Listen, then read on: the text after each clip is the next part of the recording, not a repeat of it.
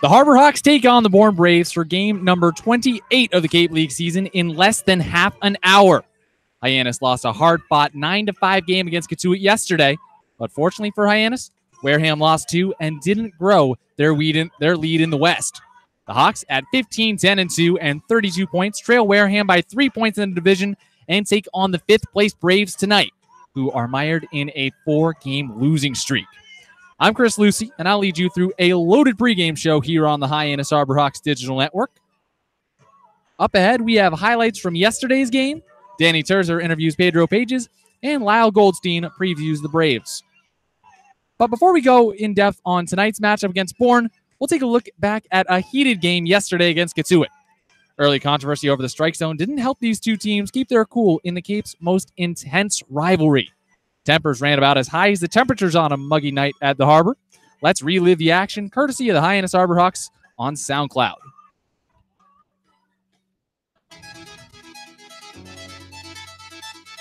Ladies and gentlemen, everyone, welcome to McKeon Park as we have a crucial matchup here in the Barnstable Patriot Cup as we have the Cotuit Cavaliers on the road to head off against the Harbor Hawks. I'm Marcello along with Chris Lucey. The first pitch of the game is sent out to right field, and that is gone, a leadoff home run for Zachary Bierman. And the Harbor Hawks are quickly down 1-0 here at home. And that pitch is sent far into the gap. And that will be gone back-to-back home runs in the top of the first after Keith Gallus being able to get on after a moonshot from Bierman. It is now 3-0 to it.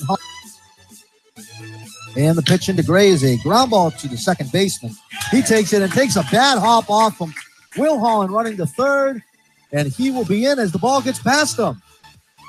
And he is not going to run, but Seth Gray, who's over to second base now. It's 3-1 in the Harbor Hawks. And swing right back. That first pitch will get down right up the middle. That will score a run. And it is now tied 3-3. Todd Lott with an RBI single. The next pitch, cut on and crushed high in the air out towards right center field. This one chases Ellison Tolia to the wall, and that ball leaves the yard for a 2-out, 2-run jack in the bottom of the 8th inning, cutting the Cotuit lead to 9-5. 1 to count on Lindsay. The pitch, cut on and sent high in the air again out to right center field. This one tracing Ellis back to the wall on the track. He makes the catch in stride, touches his 2 hands on the right center field wall as he has to stop himself from a full sprint. And that is the ball game. 9-5, the final score. Hyannis falling to Cotuit in Game 5 of the Barnstable Patriot Cup Series. The Cavaliers now have a 3-2 lead. We're back here on the Hyannis Harbor Hawks Digital Network. Those highlights courtesy of the Hyannis Harbor Hawks on SoundCloud. Robert Marcello and I were on the call for that one. It was a tough game for Hyannis. The Hawks fell 9-5 to the Cavaliers, and the Barnstable Patriot Cup fell into some murky territory. The first Patriot Cup win since 2015 for Hyannis doesn't look all that likely now with a 3-2 edge for Cotuit going into the decisive 6th game. But where there's a will, there's a way. Like I mentioned, there's 1 game remaining on July 19th between these two ball clubs, and there are a few tiebreakers at play. The first tiebreaker is run differential. The team that scores the most runs in the series will win in the event of a 3-3 tie. And if Hyannis and Cotuit end with the same amount of runs scored, then strikeouts are the final tiebreaker. These rules, of course, determined by the Barnstable Patriot newspaper that invented the series back in 2004. So the team that strikes out the most opposing players wins the cup if both games and run differential are tied between Hyannis and Cotuit. Think that's a little weird?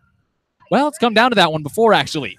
Hyannis lost the 2014 Barnstable Patriot Cup Series on strikeouts.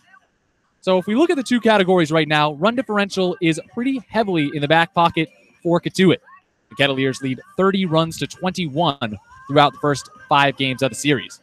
So Hyannis needs at least a 10-run win on the 19th if it wants to take back the Patriot Cup. And if Hyannis only wins by 9 runs that day and run differential ends up tied, it comes down to the pitching staff, and that's one the Hyannis Harbor Hawks have on lock. The Hawks have struck out 49 Cavaliers this season and only struck out 40 times themselves during the series.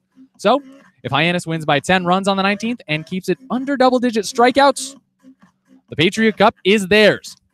Stranger things have happened, of course, and whatever happens, you can catch it right here on the Hyannis Harbor Digital Network. So the conclusion of the Patriot Cup comes next week, but we have Bourne and Hyannis taking the field here at Doran Park in less than half an hour. I'm Chris Lucey, taking you through pregame coverage. But now, I'll pass it off to Dani Terzer, who was fieldside with 2018 Cape League All-Star Pedro Pages earlier today. This interview comes courtesy of the Hyannis Harborhawks on Twitter, @Harborhawks. Let's listen in. I'm here with Pedro Pages. Pedro, one of the first things that Coach Gassman told me about you is to expect power, and we've seen you hit those limits recently. 2 run home runs in back-to-back games for you. How have you been able to add that component to your game recently? Honestly, just by my hand feeling a lot better. I've been stretching it a lot, working a lot with the trainers and stuff, and just by that feeling better and being more confident, the play has just been going well, just swinging hard and just being confident. You threw out 6 runners at FAU this past season and have continued that success here, which earned you a spot on the All-Star team. How did you react to that news? Honestly, I was really excited, and it's been like it's an honor just to be part of that team because there's a lot of good competition out here, and I just got to go out there and just keep working hard and proving myself to all these people out here and just have fun with it. You've been playing first base out here a lot this summer. With the demands of catching, how is playing first base helping you with your hitting? Taking a lot of pressure off my legs, my hips, just keeping me like fresh every day. So it's just been like using a lot of my bottom half to like hit. So it's been helping me a lot. Thanks, Pedro. You're welcome. Dani Terzer and Pedro Pages right there on the Hyannis Harborhawks Digital Network. You can catch that on the team Twitter page and all of Dani's content on the team Twitter page @Harborhawks. I'm here with Dani Terzer right now, field side at Doran Park. Dani, how are you? I'm doing good, Chris. Thank you for coming on the show, Dani. We always appreciate it. I know field reporting is definitely no easy task. I was speaking to you yesterday before the game, and you mentioned you had at least 3 or 4 interviews on tap, which took me aback because usually you'll get your pregame interview and a postgame interview, but you said there are just so many storylines on tap with this team right now that you just really had to be going back and forth to try and pick something up and get coverage. So, I mean, you've been working hard all these last couple weeks. What are some of those storylines that stick out to you right now? Yeah, lots going on right now. Like you always say, you know, when it rains, it pours here. So we had Zach Cohn get his first start of the season a few days ago. Actually, last time we played Bourne here. So had the chance to talk to him about what that was like, the adjustments, the difference, and how he was able to be so dominant in that position. Everyone just heard my talk with Pedro, back-to-back 2-run home runs. He's been showing power really well recently. Just made it on the All-Star team as well. And right then and there, that's a big storyline. Yesterday, all the All-Stars were announced, so each of them have something to say, some sort of reaction about how they feel about that honor. And then you have Matthew Barefoot, of course, who, I mean, I could talk to him every game because he's just so consistent, but now we're at a 17-game hit streak with him, so he has just, of course, been on fire. And Matt Barefoot, of course, just one of the more talkative, kind guys on this ball club as well. A joy to work with and also a joy to watch in the field. And Dani, coming back to last night, a 9-5 loss for the Harborhawks. Hyannis has had several tough losses this season, but has always found a way to bounce back. I mean, last time they were here at Doran Park, they bounced back from a walk-off loss to the Falmouth Commodores the night before to win. So what is it about this team that makes it so resilient? I think it's short-term memory. The players and the coaches, they all push for that. They're like, if they have a bad game, they're bouncing back the next day, forgetting about it, going back to the basics, doing what they know how to do, and that's really been helping them be able to get out of those types of situations. You know, baseball is such a mental game, so the fact that they have the ability to do that and help each other do that is a huge part in their success this summer. Chris Lucey here on the Hyannis Harborhawks Digital Network. I'm with field reporter Dani Terzer. And Dani, the All-Star games, like All-Star teams, like you mentioned, were picked yesterday, and 6 Harborhawks made the cut. We'll go through them right now. Todd Lott, Matt Barefoot, Pedro Pages, Adam Elliott, Dylan Thomas, and Braden Como all made the All-Star team, but there are plenty of guys on the Hyannis side that have very strong All-Star cases. If you personally could pick a 7th All-Star from the Harborhawks, who would it be?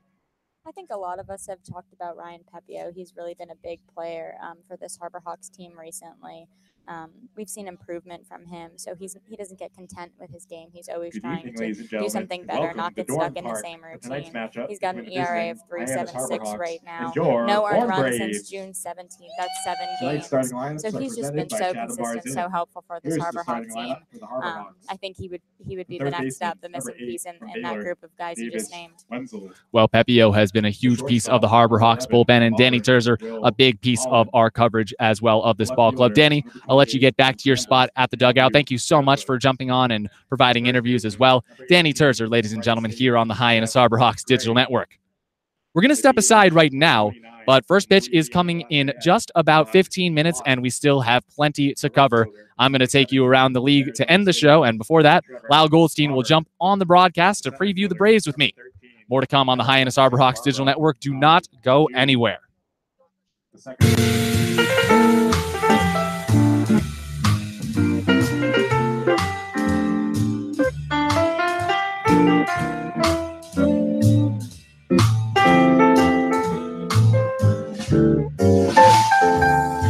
Magic Works Media copyright.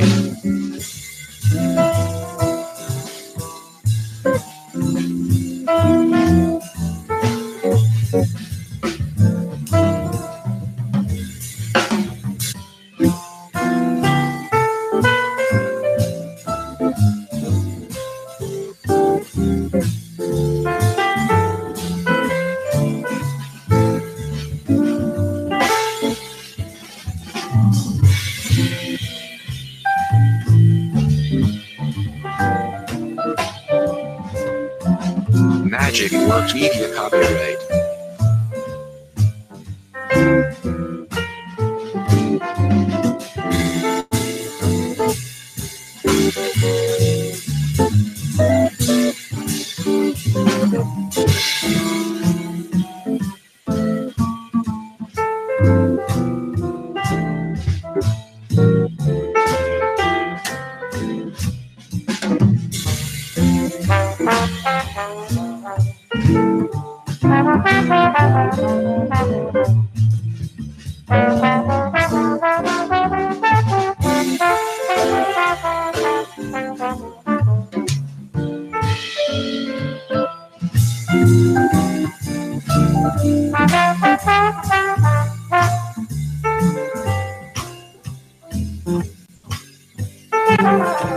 Magic Works Media copyright.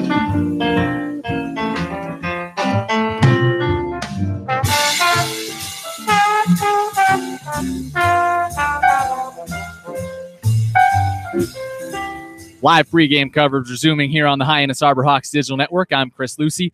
Lyle Goldstein joins me on my right now, and we're going to take a look at the Bourne Braves, Lyle, as Hyannis and Bourne get underway at 6 p.m.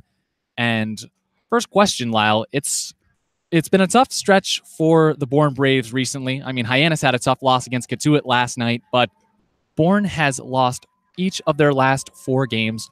What's been the issue for the Braves over that tough stretch?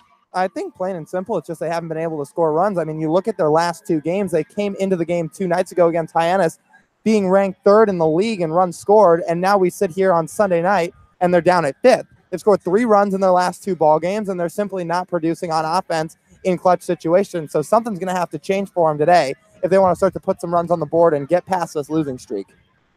And then Hyannis jumping out on the mound to try and right the ship after a 9-5 loss last night. Jeremy Randolph, a strikeout machine for Hyannis, and the Braves counter with Austin Pope. And what is it about the righty from Fairfield that could help the Braves turn it around against Hyannis today?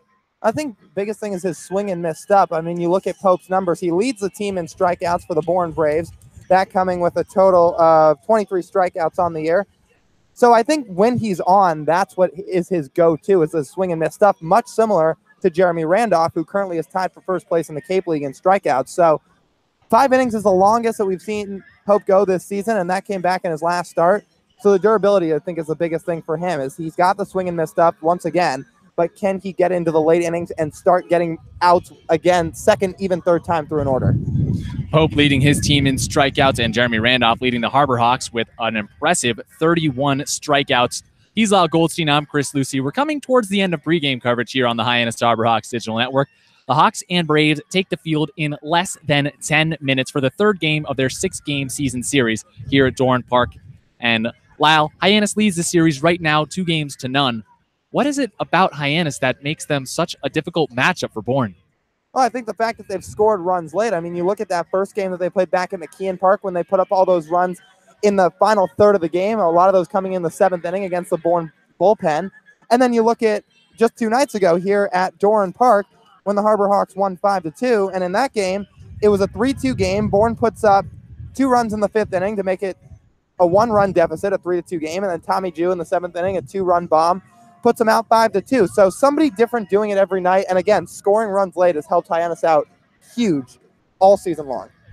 Game number 28 between Hyannis and Bourne coming up in mere moments. He's Lyle Goldstein. I'll let him hop off. He's on first half play-by-play. So thank you so much for joining us, Lyle.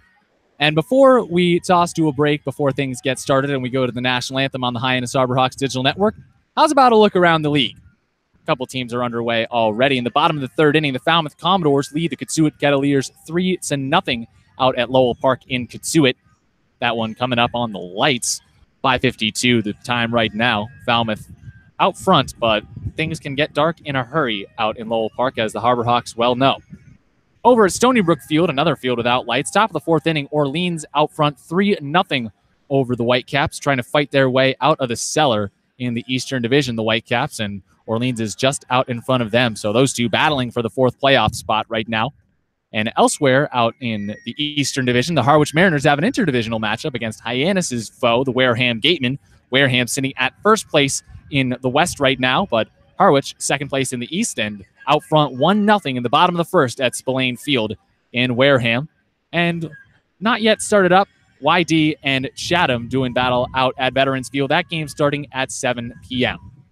That's all you'll hear from me for now on the Hyannis Harbor Hawks Digital Network, but I'll be back in the top of the 4th inning to take you around the league once more. And then, of course, you can hear me on our post-game coverage here on the Hyannis Harbor Hawks Digital Network, as well as on the YouTube video show Hawk Talk, which goes up post-game every single day.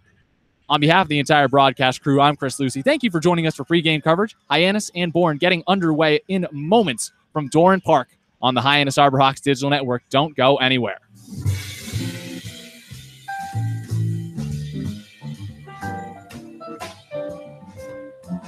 Magic Works Media copyright.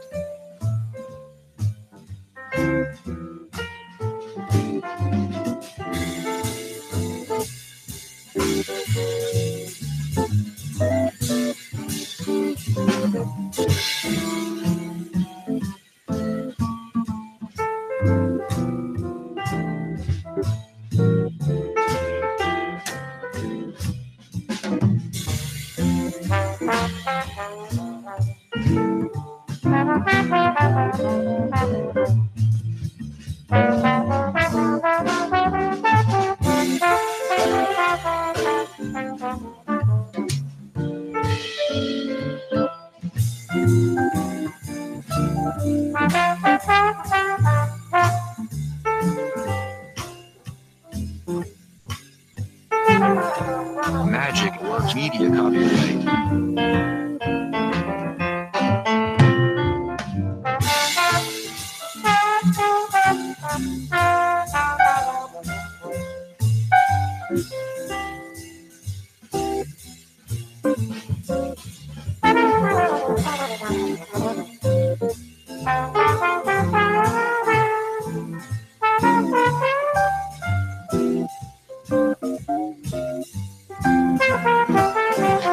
Magic Works Media copyright.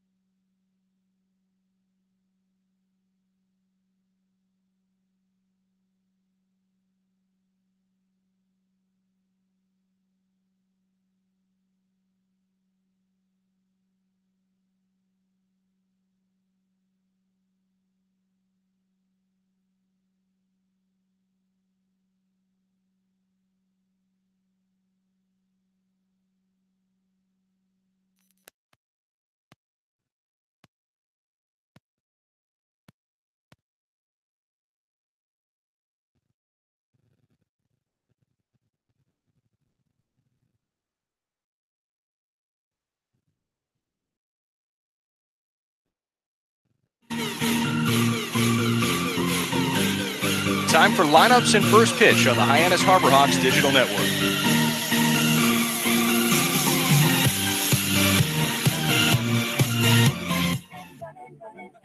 For the second time in 3 days, the Harbor Hawks travel out to the edge of the Cape to square off with the Bourne Braves at Bourne Park for what will be their third matchup of the summer. Hyannis took the contest 2 days ago by a score of 5-2, and now are looking to avenge a 9-5 loss last night from the Katuitt Kettleers. Bourne currently sits at last place in the Western Division, and Hyannis looks to keep climbing their way back to the top, still 3 points behind the Wareham Gatemen. Harbor Hawks baseball starts right now. Hi, everybody. I'm Lyle Goldstein, joined alongside Robert Marcello on the Hyannis Harbor Hawks Digital Network. Rob, this past week has been fairly up and down for the Harbor Hawks. They lost Game 5 of the Patriot Cup Series last night, but what's going to be their X factor to getting back on track today? I think to get out to an early lead. Last night they got down 3-0 early. Being able to fight back just wasn't enough. The pitching wasn't very well. They have to pitch well and they have to hit well for those things to happen tonight. The same way it just happened just 2 days ago. Bourne Braves counter with right-hander Austin Pope out of Fairfield University. He's making his 5th appearance on the summer. His numbers up to this point: 1-0 record, 4.50 ERA in 16 innings pitched, 7 walks, and 23 strikeouts, which leads the team. For the Harbor Hawks tonight, the order goes as follows. Davis Wenzel out of Baylor leads off, playing third base, followed by Will Holland, the Auburn shortstop. Matthew Barefoot currently on a 17-game hitting streak, hitting third and playing left field. Seth Gray in the cleanup spot tonight, and how about this? His first start ever over at first base. Todd Lott hitting 5th, the designated hitter out of Louisiana Lafayette, followed by Trevor Hoover making his 2nd consecutive start, playing right field out of ASU. In the final third of the Harbor Hawks order, Tommy Jew out of UCSB in center field, Taylor Garris out of Samford at second base, and Brady Lindsley rounding out the 9 and doing the catching. So Davis Wenzel steps into the box. It'll be his first time this summer seeing Austin Pope. Right-hander sets at the neck level. Kicks and fires from the windup, swing and a miss through the first pitch, and we're underway. 6:03 start time at first pitch, 80 degrees here in Bourne. Davis Wenzel comes into the day 0 for his last 10. As Pope wheels and fires the next pitch, a swing and a miss, a foul tip right back into the glove of the catcher and Thaddeus Phillips. And the leadoff hitter Wenzel's down 0-2. Wenzel currently sporting a .231 average as the 0-2 pitch from Pope misses down low.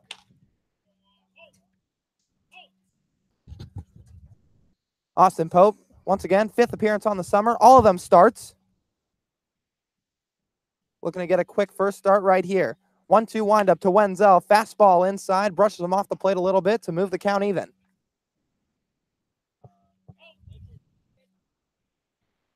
Two and two count. Infield playing back. Slight wind here at Bourne Park. Now the 2-2, swinging a fly ball down the right field line, hooking out of play.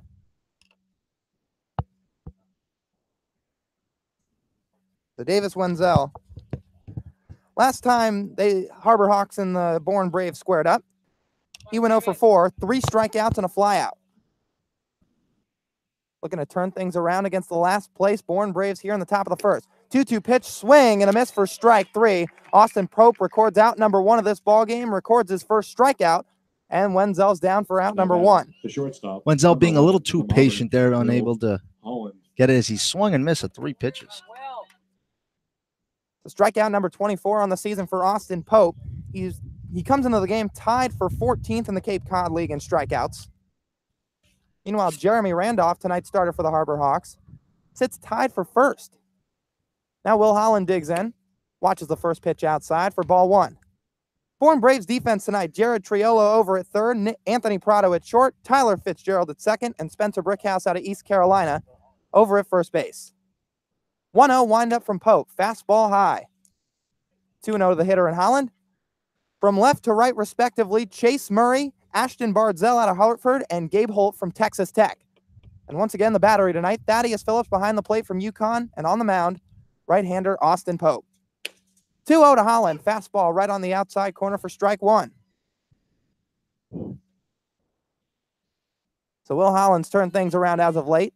8 for 24 coming into this at-bat. Sits on a 5-game hitting streak. The wind and the 2-1 on the way, swinging a high pop-up, getting out of play and foul down the first base line. Pope receives a new ball, steps off the mound. Holland digging his way back into the right-handed side of the box, kicks some dirt, takes a couple of practice swings, and now making his way back in and getting ready to go. 2 nights ago, the Harbor Hawks won by a final score of 5-2 here at Dorn Park. Now the 2-2 to Holland. Swing and a miss for strike 3. Back-to-back strikeouts to start the night for Austin Pope. And there's 2 down in the top of the first. Just as you said, Lyle, back-to-back strikeouts. Pope doing a really good job of commanding his pitches. As that fastball working in the early going. Now set to face Matthew Barefoot, the number 3 hitter for the Harbor Hawks. Left fielder out of Campbell University. Pope gets his sign from Phillips. First pitch, swinging a foul. Barefoot fights that one off and sends it out of play down the right side. Barefoot with 2 hits last night, a double and a triple. That triple coming in the top of the fourth, or the bottom of the 4th inning, as he swings at the next pitch and pops it foul on the right side again. Sailing out of play to move the count to 0-2.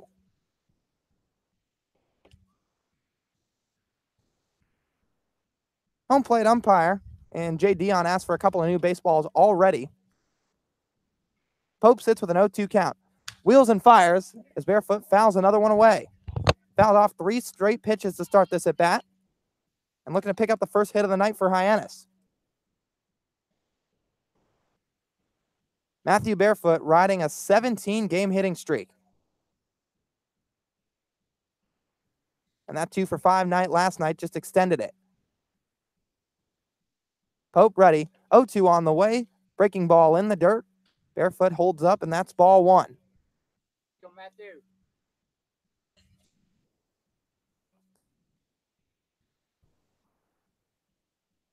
Not much wind here at Dorn Park to start the day. A beautiful evening for some Cape Cod baseball. 1-2 count. Pope from the line. Barefoot swings at a breaking ball and sends it foul.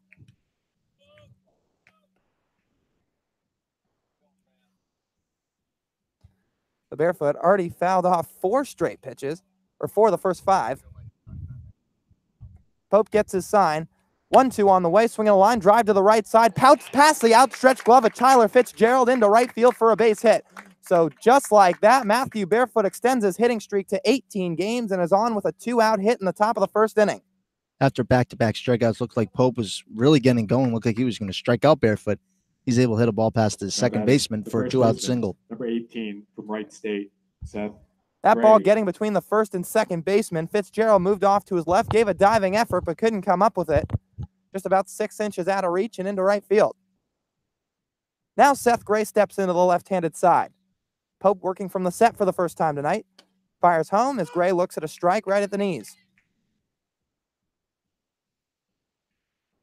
Well, Seth Gray, as we mentioned, back in the start of this inning, after playing all of his first 2 years at third base for Wright State, as well as this entire summer over at the hot corner, making his first start over at first. As Pope steps off, Barefoot's back to the bag with a dive. Seth Gray comes into the day hitting .290. Wiggling that bat just above his left shoulder. As Pope takes a breath. From the set, throws over again. Barefoot with a short lead, back with another dive.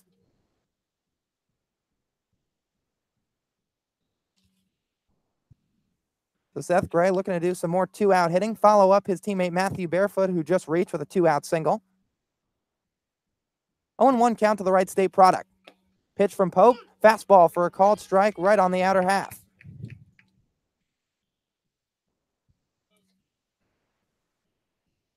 So the Fairfield right-hander and Pope's already struck out 2 batters to start the day. And finds himself in another 2-strike count. Barefoot with a lead at first, being held on by Brickhouse. Set, and the 0-2 from Pope. Swung on and line foul down the left side. Seth Gray will step out of the box. Jay Dion, home plate umpire, asking for some more baseballs. Again, already running out early.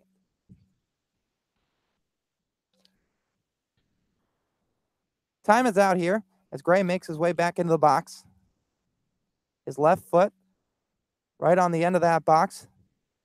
Right foot slightly behind. The 1-2 misses upstairs for ball one.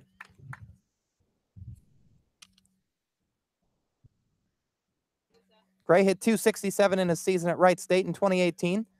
Third on the team in doubles. Barefoot with a lead. 1-2 pitch to Gray. Another upstairs fastball to even the count at 2-2.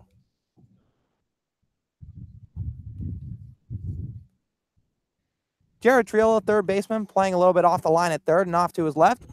Rest of the infield straight up. Barefoot takes off the 2-2 to Gray, swinging a pop-up down the left side into foul territory. Giving chase is Murray. Looks at it and watches it sail out of play.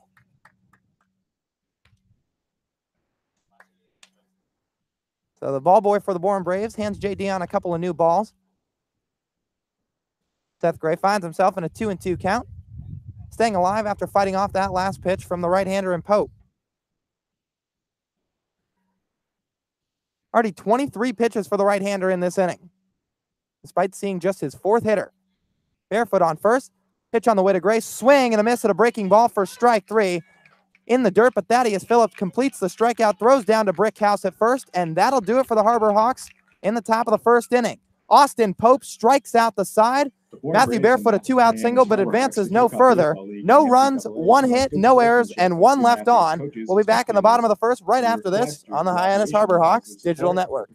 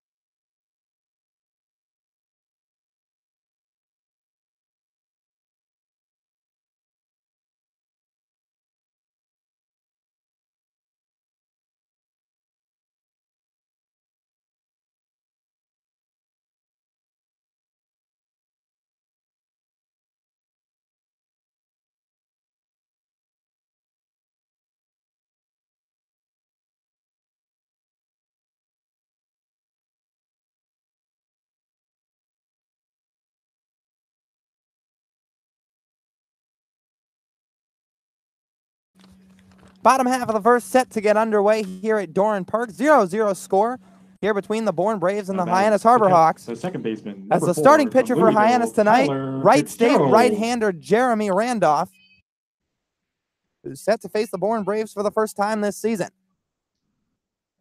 Tyler Fitzgerald, the leadoff hitter for the Bourne Braves tonight. Second baseman out of Louisville stepping in. Coming off a 2-for-4 day yesterday in what was a 6-1 loss to the Orleans Firebirds. Randolph's first pitch is a fastball for a called strike. Fitzgerald will be followed by Chase Murray, the Georgia Tech left fielder. Jared Triolo in the number 3 spot, playing third base. Spencer Brickhouse doing the cleanup. East Carolina first baseman. Lyle Lynn in the number 5 hole, the designated hitter out of Arizona State. Randolph from the set. Next pitch to the hitter in Fitzgerald, swinging a line drive into right center field for a base hit. So on the second pitch of his at-bat, Tyler Fitzgerald starts things off with the Bourne Braves with a single to lead off the bottom of the first. Now batting, the left fielder, number 10. So Randolph quickly with a man on. Chase Murray. Nobody out, and he's going to face left fielder Chase Murray. Quickly, the rest of the Bourne Braves order. Anthony Prado hitting 6th, UConn shortstop, followed by Gabe Holt, Texas Tech right fielder. Thaddeus Phillips in the 8th spot doing the catching, and rounding out the 9, Ashton Bardzell, the Hartford center fielder. Seth Gray holding on the runner at first. Randolph's first pitch to the new hitter and Chase Murray is fouled off behind home plate. Harbor Hawks defense for you. Davis Wenzel at third base, Will Holland at short, Taylor Garris at second, and Seth Gray once again making his first career start at first base. Randolph checks the runner at first. Comes home from the set, swinging a ground ball right to Taylor Garris at second on a couple of hops. Flips to Holland for one, relay to first, and that's in time for a 4-6-3 double play. Just what the doctor ordered, a twin killing for Jeremy Randolph to put 2 outs on the board here in the bottom of the first. Great play there, being able to get on the backhand and throw it over to second, throw it on to first. Seth Gray doing a good job over at first base, letting that ball come to him. Houston, Jared Now Jared Triolo stepping in, the number 3 hitter. You mentioned Seth Gray over at first base, Rob. We're going to see a Raider pickoff battery tonight between Jeremy Randolph and Seth Gray. Exactly. 2 Wright State products out here on the Cape for the Harbor Hawks. It's the first pitch to the hitter in Triolo's line down the left field line, getting past Barefoot, getting all the way to the wall for extra bases. Triolo rounds first, jogging into second with no throw, and with 2 outs, there's a man on second and in scoring position for the Braves as Jared Triolo breaks an 0 for 7 with a 2-out double. The double play really helps the Harbor Hawks here, because if that man got on second base, he would have scored. Carolina, Spencer Brickhouse. See how important getting ground ball outs is, as the 4-6-3 double play was turned by Garrison Holland over to Gray. So that helping out Randolph, but now a double from Triolo puts the Bourne Braves back in business. And now Spencer Brickhouse digging in. One of the 3 left-handed hitters in the order for the Braves today.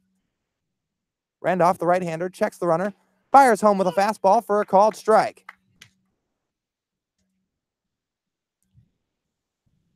Jeremy Randolph in his last start went 4 2/3 innings, 2 earned runs, and 9 strikeouts. That coming against the Harwich Mariners out at White House Field. Well, Holland giving Triolo a little bit of attention, but Randolph fires home with an off-speed and misses down.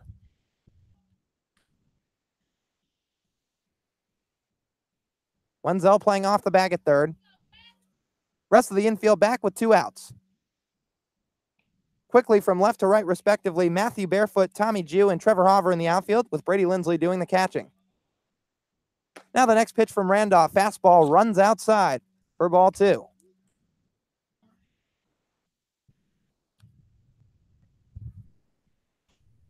Last time Brickhouse played the Harbor Hawks, put up an 0 for 3 day with a walk and 2 strikeouts.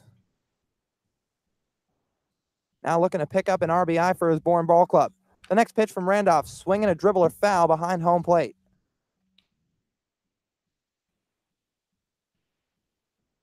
Jeremy Randolph tied for first place in Cape Cod in strikeouts with 31 coming into today. Vying for that first one here of the ball game. 2 strikes, 2 balls, 2 outs, 1 man on second. Randolph from the set. 2-2 on the way. Swing and a miss for strike 3. Jeremy Randolph records strikeout number 32 on the summer and gets out of a mini jam in the bottom of the first, leaving Jared Triolo on second. 0-0 ball game at Doran Park through an inning of play. And leading off the top of the second for the Harbor Hawks will be Todd Lott, Trevor Hoover, and Tommy Jew when we return on the Hyannis Harbor Hawks Digital Network.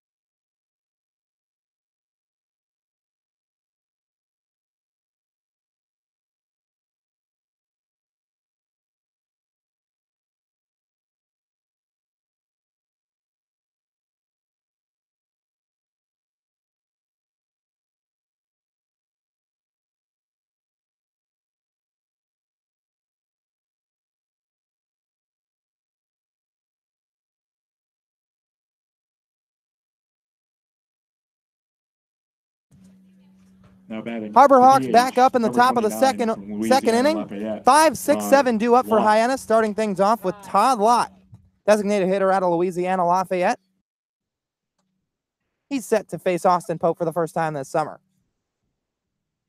Right-hander back into the windup, kicks and fires the first pitch to Lott, who swings and pops it foul behind home plate.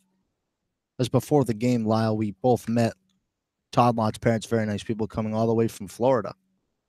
And they're very excited for Todd and the summer he's having, coming into the day hitting .316. Also pretty excited that he was named to the All-Star game as he takes a breaking ball up high for ball one. But Todd Lott, one of 6 Harbor Hawks being named to the Cape Cod League All-Star game. And Todd Lott, how about this? One of the 3 Western representatives in the Cumberland Farms Home Run Derby taking place that same day.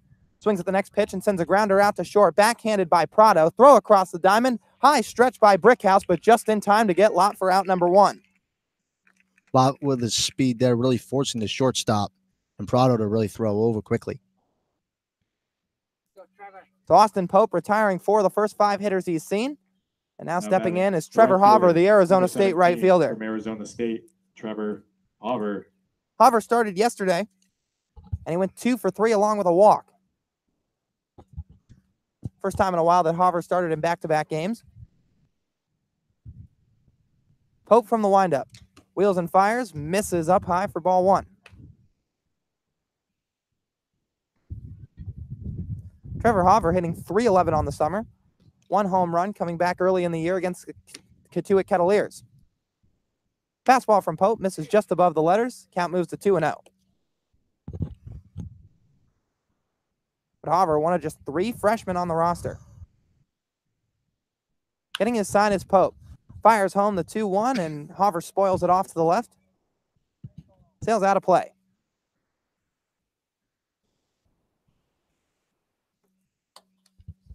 So 0-0 in the top of the second inning. 1 out and a 2-1 count. Pope fires home. Misses up and away. Trevor Hauver in a hitter's count. 3-1.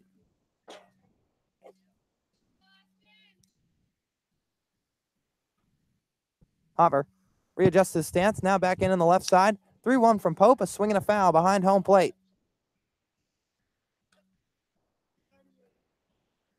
Harbor Hawks 1 hit so far today, coming off a Matthew Barefoot 2-out single. Hauver looking to start a 1-out rally. Finds himself in a full count. A windup from Pope. Payoff pitch on the way. Swinging a ground ball out to second. Fielded on a couple of hops by Fitzgerald. Easy toss across to first. And that's out number 2 for the Harbor Hawks. Pope working very quickly in almost the 2 innings he's pitched, getting 2 quick outs here in the top of the second. The same way he did in the first. Maybe the Harbor Hawks can get a hit here. Number 13 from California, Santa Tommy Barbara. Jew stepping to the plate. But you Jew. mentioned Austin Pope. Now retired 5 of the first 6 hitters he's seen. And 5 innings is the longest he's gone this summer. And he's been very spotty throughout his first 4 starts. Get back to that in a second. He fires the first pitch to Tommy Jew. Takes a breaking ball for a called strike. But Austin Pope, in his last start, 1 earned run in 5 innings pitched. Struck out 7. But in the previous 2 before that, 7 earned runs in 7 innings pitched. Another curveball to Tommy Jew. This one down in the dirt to even the count at 1-1. So Pope came into the day sitting in a 4.5 ERA, but has got a lot of swing and miss stuff, as we saw from his 3 strikeouts in the first. Jew cuts on and misses through that fastball. 1-2 the count to the UC Santa Barbara product.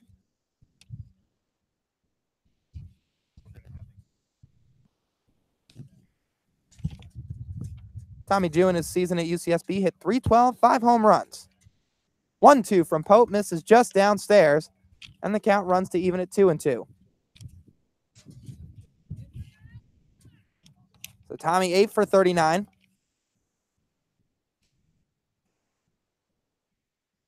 Pope gets his sign. 2-2 on the way. Called strike 3 right at the knees, and that'll do it for the Harbor Hawks in the bottom of the second. 1-2-3 inning for Austin Pope, and this score remains 0-0 for 1.5 frames.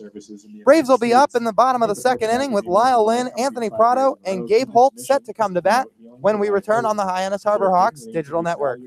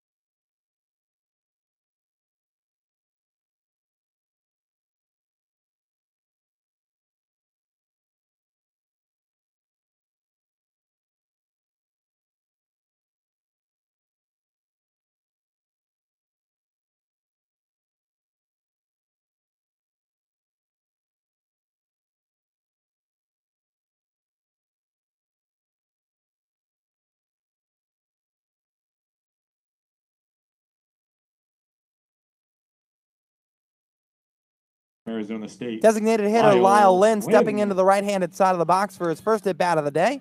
That'll be his first time this summer seeing the right-hander in Jeremy Randolph back out for inning number 2. The Wright State Raider from the set. First pitch off speed to Lynn is a called strike.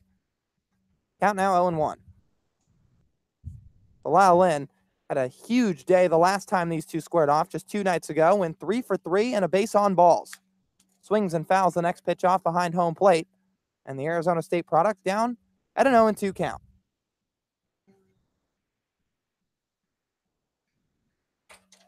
So Lyle Lynn, after his sophomore year at Arizona State, taken in the 29th round of the MLB draft by the Houston Astros, now back on Cape Cod and Bourne as he swings at the next pitch and sends a fly ball down the right field line, hooking into foul ground, and it sails out of play.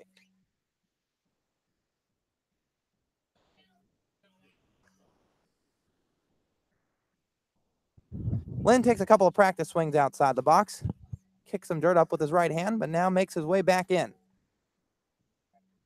Randolph shakes his left arm a couple times. Infield playing back, nobody on base. Wenzel hugging the line a little bit at third with a right-hander up.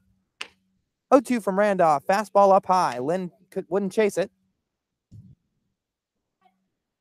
1-2 now the count. Lyle Lynn 3 for his last 11. Coming into the day with a 300 average. Next pitch from Randolph is a called strike 3 right at the knees, and Lyle Lynn strikes out looking. Second punch out of the night for Jeremy Randolph. Lyle Lynn there just stood there shocked on there, and the umpire said, "What do you want?" Now batting. Lyle Lynn not too happy about the call. Tommy Jew gave a similar remark when he punched out looking to end the top of the second. So now Jay Dion returning to the favorite of the Harbor Hawks. Anthony Prado now in from the right side. Randolph's first pitch is a fastball for a called strike on the inner half. Anthony Prado, 1 for 4 in yesterday's loss against the Orleans Firebirds.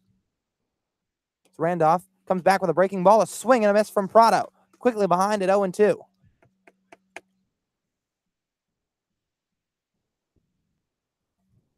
So Randolph being very efficient with his pitch count so far. Only 17 pitches through an inning and a third. The set and the 0-2 on the way. Slight check swing. Ball kicks away from Lindsley, but doesn't go around.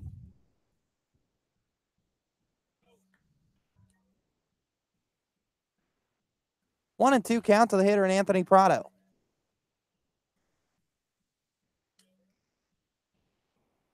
Randolph gets his sign. 1-2 offering, down in the dirt again. Again moving away from Lindsley, but nobody on base. 2 balls and 2 strikes. 1 man out. 0-0 still the score here at Dorn Park. Anthony Prado hitting just .219 at home this season. The next pitch from Randolph, swinging a high pop-up foul, sailing out of play.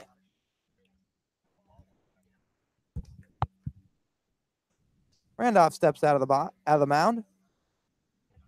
Out of the box is the hitter in Prado. So 7 of his 14 hits coming at home so far. The pitch from Randolph, swinging a chopper out to Will Holland on a couple hops at short. Auburn product fields it cleanly and throws across to Seth Gray. A low throw at first, but in time for out number 2. Nice job there by Will Holland, taking his time, being able to throw it over to first. Another great job there by Seth Gray. His first time ever playing first base here down in the Cape. He's doing pretty good so far. Left-handed hitter Gabe Holt ready to go.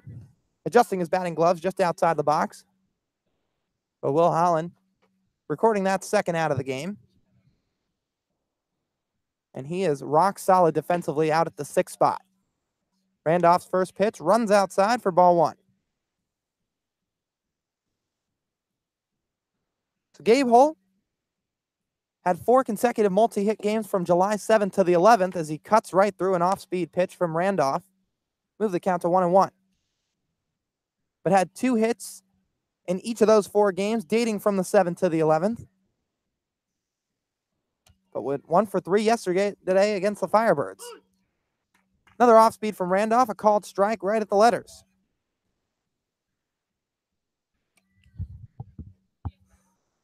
A little bit better story for Gabe Holt at home, sporting a .286 average with 8 hits. 1-2 on the way from Randolph. Misses down low, chested up by Brady Lindsley. 2 balls and 2 strikes. Now a slight wind here at Doran Park. Moving from right to left. Looping his bat a couple of times around the box is Gabe Holt. Now sets above his left shoulder. Pitch from Randolph, swinging a foul behind home plate.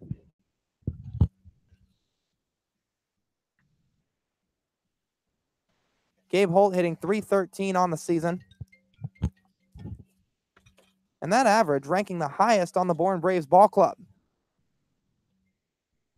Bourne struggled over the last couple of nights offensively. Randolph's ready with the next offering. Called strike 3, and that'll be it for the bottom of the second inning. Jeremy Randolph strikes out the hitter in Gabe Holt for his 3rd punch out of the night, and the score still knotted at 0 through 2 innings of play. We'll be back right after this for the top of the 3rd on the Hyannis Harbor Hawks Digital Network.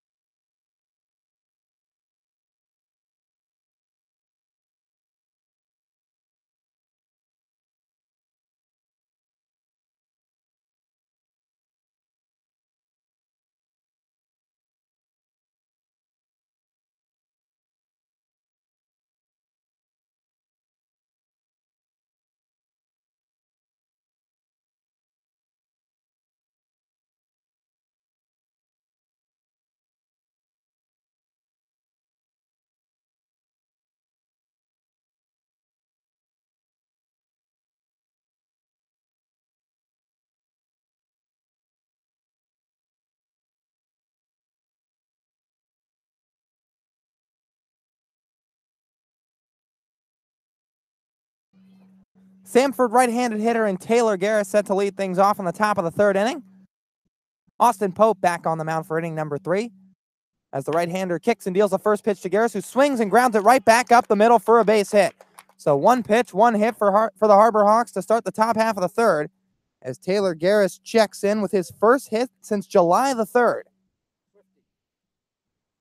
He's on at first with nobody out. And in steps Brady Lindsley. So the Fairfield right-hander in Austin Pope has now faced 2 over the minimum. As Lindsley thrusts his bat out once, now digs into the left side, feet squared pretty close together. The set and the first pitch from Pope, swinging a line drive out to right center field, giving chases Gabe Holt, and it'll get down, get all the way to the wall for extra bases. Taylor Garris coming around 3rd, he'll go home. Throw is cut off out at the lip of the infield, and Garris trots home standing up. Oh, no out double for Brady Lindsley, 2nd batter of the inning. Breaks this one open 1-0 with an RBI double for the Oklahoma catcher. Brady Lindsley breaking an 0 for 13 slump. Number 8 from Baylor, Davis. And he's on at 2nd, nobody out.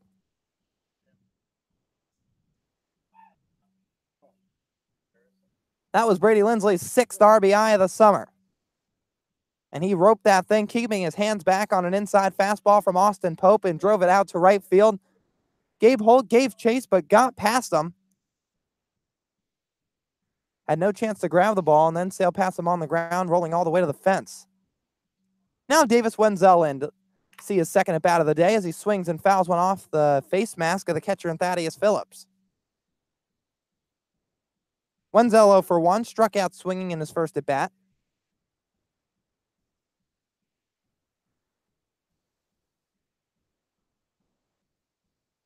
Time was called. Wenzel stepped out. Takes a couple of half practice swings. Now finds his way back in. Lindsley getting a short lead at second. Giving him some attention is Tyler Fitzgerald, playing more up the middle. Now the pitch from Pope. A breaking ball in the dirt, blocked by the catcher in Phillips.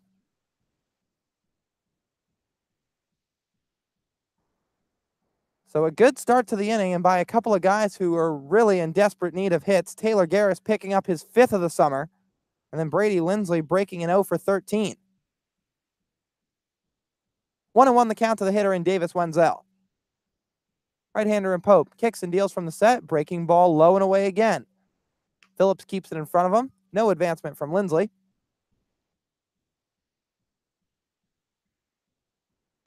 Wenzel has 21 hits on the year. 2 of them home runs, one coming back against the Katuitt Kettleers out at Lowell Park. Now the 2-1 to Wenzel, swinging a high fly ball into right field. Giving chase off to his left is Gabe Holt into foul ground. Makes the catch for out number 1. Brady Lindsley retreats back to second, opts not to tag.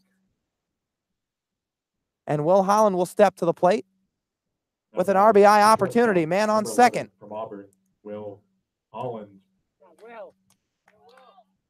Will Holland also 0 for 1. Struck out swinging, much like his teammate in Wenzel, hitting a spot before him.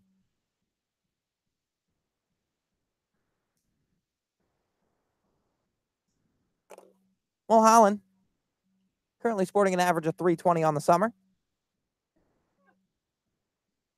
Fitzgerald still playing off to his right and up the middle. Setting the pitch from Austin Pope, misses low and away on a breaking ball. Well, Will Holland, as we just mentioned, .320 average here on the Cape, but what a season out at Auburn. Average more of the same, sitting at .319, 12 homers, 75 hits, 29 of them coming from extra bases. Sporting that wide batting stance, bat behind his right shoulder. Watches another breaking ball down low to move the count to 2-0.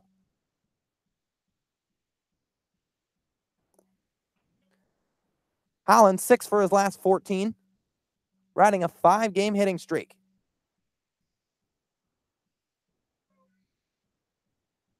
Lindsley getting a little bit of a wider lead at second. 2-0 incoming from Austin Pope, and a fastball for a called strike.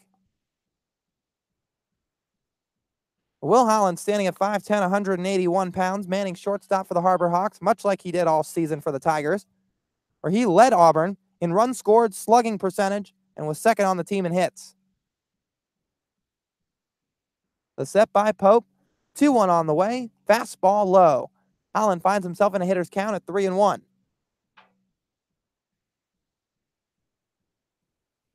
Will looking to pick up his second RBI of the summer. Matthew Barefoot awaits on deck. 1-0 game in favor of Hyannis on a Brady Lindsley RBI double. Pope steps off the mound, turns his body 180 degrees.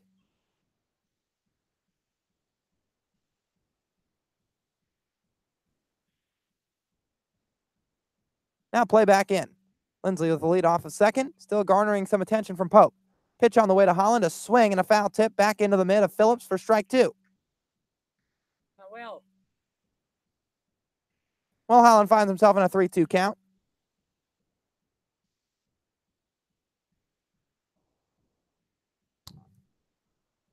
Harbor Hawks went out to an early lead the last time these two teams squared up. Hyannis put up 1 in the first back on Friday night, and then 2 more in the fourth to go out 3-0. Now the 3-2 incoming. Called strike 3 to Will Holland on an inside fastball, and he strikes out for the second time in as many at-bats. 2 down for the Harbor Hawks as Matthew Barefoot digs in. So Will Holland tried to sell that full count offering, started jogging down to first, but JD on the home plate umpire rung him up. The Barefoot looking to do some 2-out hitting. Brady Lindsley still standing out at second base. Fitzgerald playing up the middle. Corner infielder straight up. First pitch, breaking ball down in the dirt, chested up by Phillips.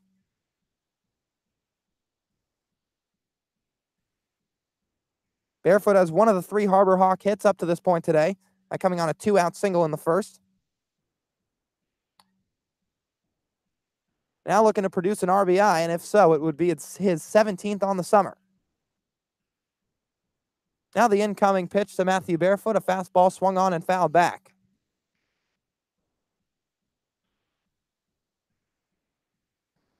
Barefoot currently sporting an average of .398 on the summer.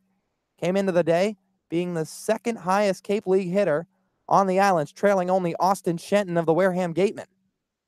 Now the 1-1 to Barefoot. Breaking ball down low in the dirt. Phillips blocks it again. Austin Pope really making the UConn product and Thaddeus Phillips work when he throws his breaking stuff. Already had to keep a couple of pitches out in front of him this inning.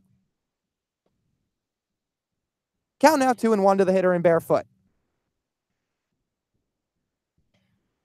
Pope stares him down. Now Barefoot into his stance, wiggling that bat just to the right of his head and up above his shoulder. Fastball incoming, swinging a ground ball up the middle. Moving to his left is Prado. Makes the play, a quick throw over to first, and just in time to nab Matthew Barefoot for out number 3, and he doesn't like it, showing some visible frustration. But that'll do it on a bang-bang play in the top of the third, but not before a Brady Lindsley RBI double makes this a 1-0 lead for the Harbor Hawks. Jeremy Randolph looks to keep that lead at hand in the bottom of the third frame when we come back on the Hyannis Harbor Hawks Digital Network.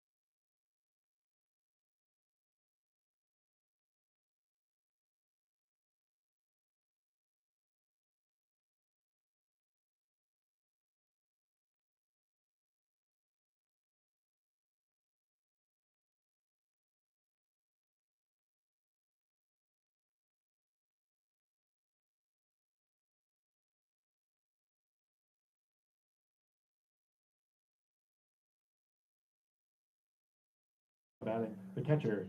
Thaddeus Phillips, the UConn catcher, set to make his first at bat here in the bottom of the third inning. He'll face the right-hander Jeremy Randolph. Jeremy out for inning number 3, and despite nobody on base, likes to work from the set. First pitch breaking ball swung on and missed by Phillips. Well, we often see that type of delivery out of a lot of relievers, liking the short, quick motion from the set. And Randolph in this past season spent all of his time in the bullpen for the Wright State Raiders. As Phillips swings at the next pitch, sends a liner to the left side, off the glove of Davis Wenzel, and trickles out into left field for a base hit. So on at first is Thaddeus Phillips. He breaks an 0 for 7. And the leadoff man's aboard for the Bourne Braves. Now batting the center fielder. So Phillips comes into the day with just one multi-hit game coming against the Kettleers on July the 9th. But picks up just his 5th hit of the summer. He scolded that one to the left side. Wenzel made an effort for it, moving off to his left. Reached up his glove, but couldn't quite grab it down in time. Number 9 hitter Ashton Bardzell takes a strike on a fastball right on the inside corner. So Randolph, through 49 in the third innings at Wright State this season, put up a 2.55 ERA, 5-3 record, 27 appearances. Breaking ball, swung on and grounded to the left side, foul. And the strikeouts for Randolph were more of the same at Wright State as they've been out here on the Cape. Had 61 punch-outs to just 21 walks in his 2018 campaign. And with his 3 strikeouts up to this point today, has 34 on the summer. Phillips with a short lead at first, being held on by Seth Gray. The next pitch, a swing and a miss from Barzell, and that'll send him down for strike 3. Jeremy Randolph now his 4th strikeout on the evening and records the first down to the bottom of the 3rd. Now batting the second baseman, number 4 from Louisville. Tyler Fitzgerald set for his second bat of the day. Bourne Braves turning their lineup around. Fitzgerald swung at the second pitch he saw from Randolph to lead off the bottom of the 1st for a single.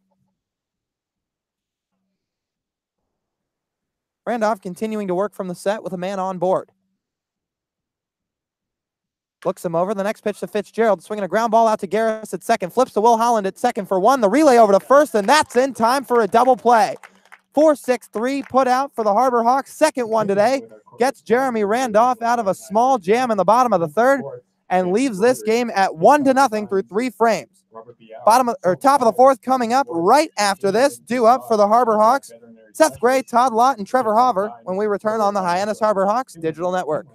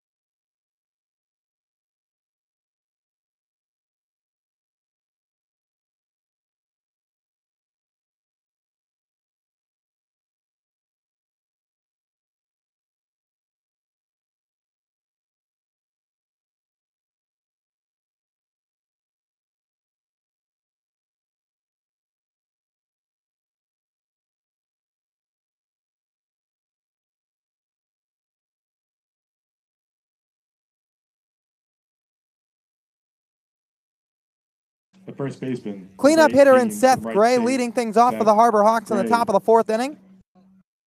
Seth set for his second at bat on the day. Second time seeing Austin Pope as he takes the first pitch down low for ball 1. We thank you for joining us here on the Hyannis Harbor Hawks Digital Network. Lyle Goldstein now joined back alongside Robert Marcello. Seth Gray takes pitch number 2 on a fastball that runs away. Seth Gray, the last time he was up, he struck out, was the 3rd out of the inning. Looking to pick up his first hit on the night. So he swings at the first pitch from Pope and sends a line drive out to shallow center field, falling in front of Ashton Barzell for a base hit. So the Wright State Raider and Seth Gray picks up his first hit of the day to move for a 1-2 ball game. And Todd Lott, second man up this inning, looks to extend the rally. I think he heard you, Lyle. He was pretty excited about getting that first hit on the day. Definitely a new position. Had to really focus more on defensively today during batting practice than hitting. 19th hit on the summer for Seth Gray.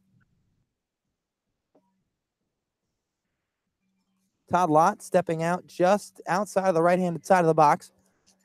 Seth Gray now sporting a .297 average on the year, getting a short lead off of first.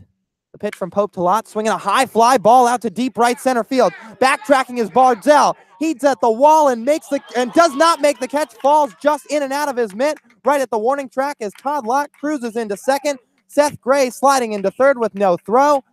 And 2 men are in scoring position for the Harbor Hawks in the top of the 4th inning, as that ball went in and out of the mitt of Ashton Barzell in center field. A high towering fly ball from Todd Lott, falling about 3 feet short in front of the wall. Barzell had to track it all the way down, moving back and off to his left. Looked like it hit the pocket of his mitt, but popped out just at the last second, and Todd Lott catches a break. Standing up at second, Seth Gray at third. Yeah, some action going on now in the Bourne Braves bullpen. Todd Lott with an absolute moonshot out to right center field. Looked like it was going to be an out, but the center fielder drops the ball. And Bardzell displays some speed out in center field. Looked like he had a beat on it, although he had to run a long way. Nearly had the catch on the run, but just couldn't quite complete the out. Trevor Hauver steps in for an RBI opportunity. Lott at second, Seth Gray at third. Takes the first pitch away for ball one.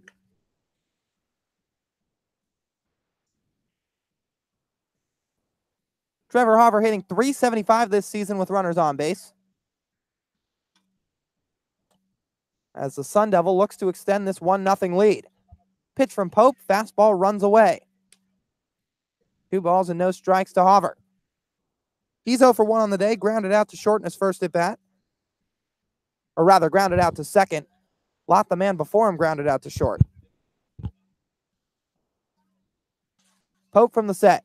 2-0 to Hauver, catches the outside corner for strike one.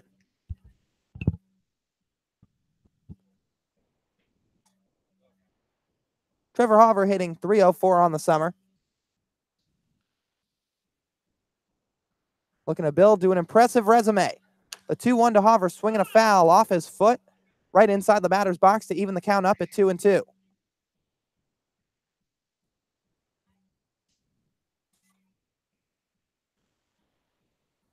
Austin Pope getting that pitch count up there. Now currently sits at 62 pitches.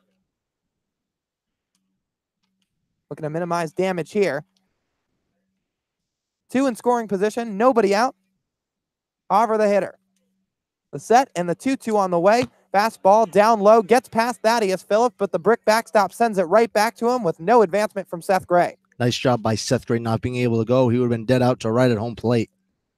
And this is something we talked about a little bit 2 nights ago when we were here at Doran Park, is the brick backstop behind home plate is very, very similar to that of McKeon Park. So these hitters are very used to seeing the bounces that a brick backstop will do for you. So Seth Gray staying aware, not crashing home immediately after the pass ball. Trevor Hauver now sits at a 3-2 count. Pope sets right at the belt. Fires home the payoff pitch, swinging a line drive out to short right center field, and that'll drop in for a base hit. Scoring is Gray. Lott rounding third, and he cruises home standing up. Trevor Hauver picks up a 2 RBI single here in the top of the fourth to make it 3-0 Harbor Hawks. Clutch it by Trevor Hauver being able to shoot it out to right center field as it dropped down very low out there right in between the right fielder and the second base, being able to get 2 RBIs. And it looked like it stung his hands a little bit, so maybe caught either the label or the end of the bat, but just enough strength to muscle it out into short right center field, scoring 2 and putting the Harbor Hawks back out to a 3-run lead.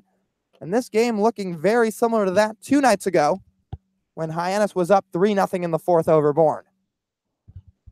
Harvey Shapiro, Bourne Braves manager, makes his way out to the mound, and the night is done for Austin Pope, throwing just over 3 innings and giving up 3 runs on 5 hits.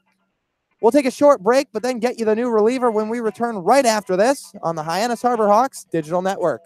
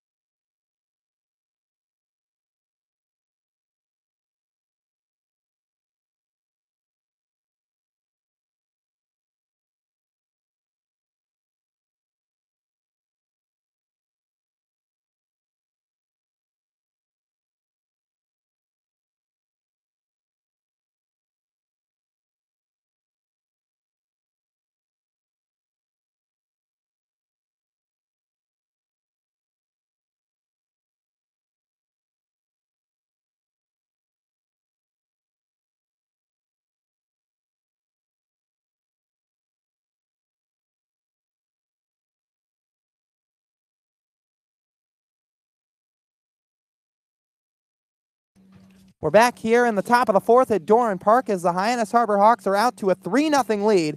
The Knight of Austin Pope is done. He goes 3+ innings, gives up 6 hits, no walks, 5 strikeouts, and is responsible for the man on first in Trevor Hauver. Tommy Jew steps in to face the new right-handed reliever in Greer Holston as he swings at the first pitch and pops it up foul out of play. Greer Holston on the summer, 1-2 record with a 2.91 ERA, making his 8th appearance, thrown 12 in the 3rd innings, struck out 10 and walked 6. He comes in with a man on first in Trevor Hauver after punching that 2 RBI single out to right center. Now the pitch to Tommy Jew, a fastball up high for ball 1. The Doran Park has been friendly to Tommy, as in the last game 2 nights ago, he made a diving catch out in center field and then followed that up with a 2-run home run out to left field, his first of the summer. The set and the pitch, Jew swings and fouls it off right over to the right of home plate. Trevor Hauver was taking off for second on the steal on that one. A designed hit and run, but Jew couldn't quite put it into fair territory. Jew was looking to keep that on the ground and punch it to the right side, but just got it off the end of the bat and it swiggled foul.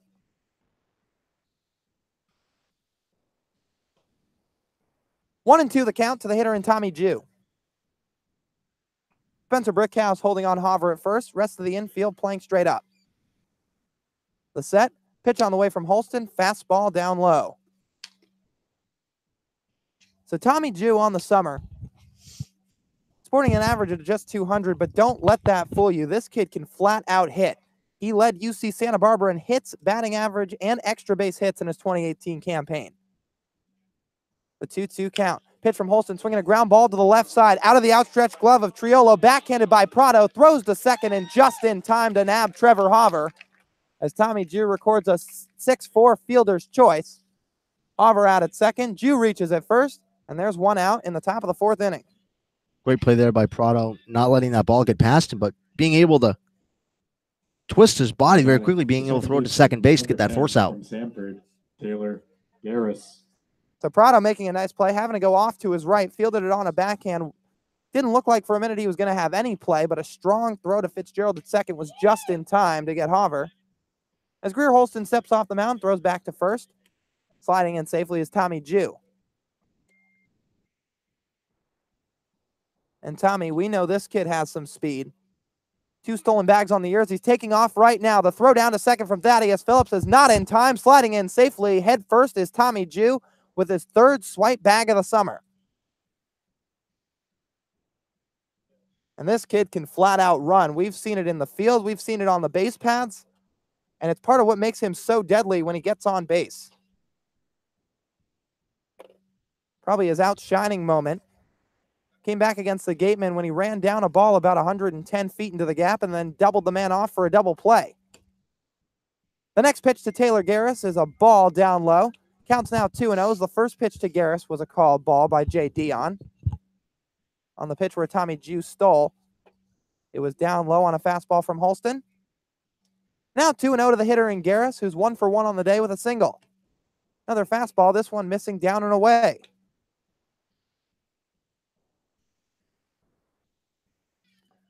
Two balls and no strikes to the hitter in Garris. Or make that 3-0. Scoreboard was not right here at Doran Park. Garris with an RBI opportunity. Tommy Jew getting his lead at second. 3-0 on the way from Holston. Catches the bottom of the zone for strike 1. Taylor Garris gave a little bit of a look. Thought that ball might have been a little bit down. But regardless, now sets with a 3-1 count.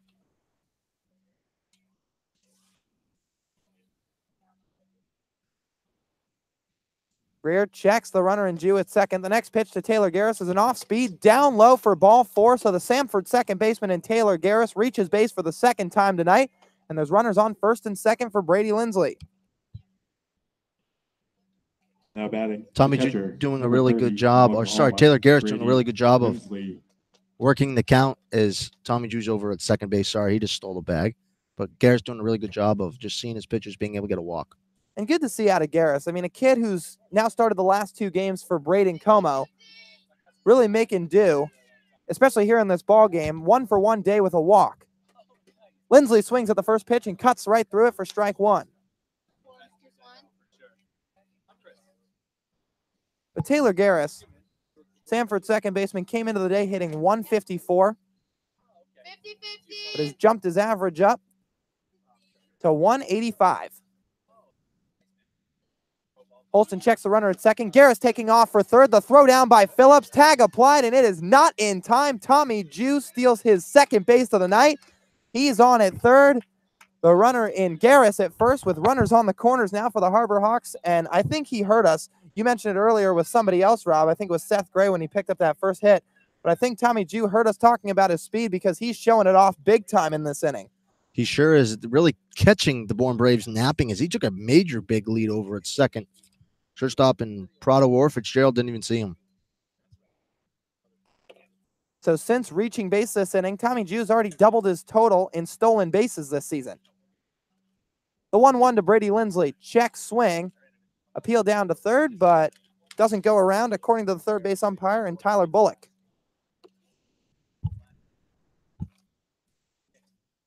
Lindsley picked up his 9th hit of the summer back in his first at bat on the RBI double. That put the Harbor Hawks on the board. Snap throw over to first from Greer Holston, but back safely is Taylor Garris.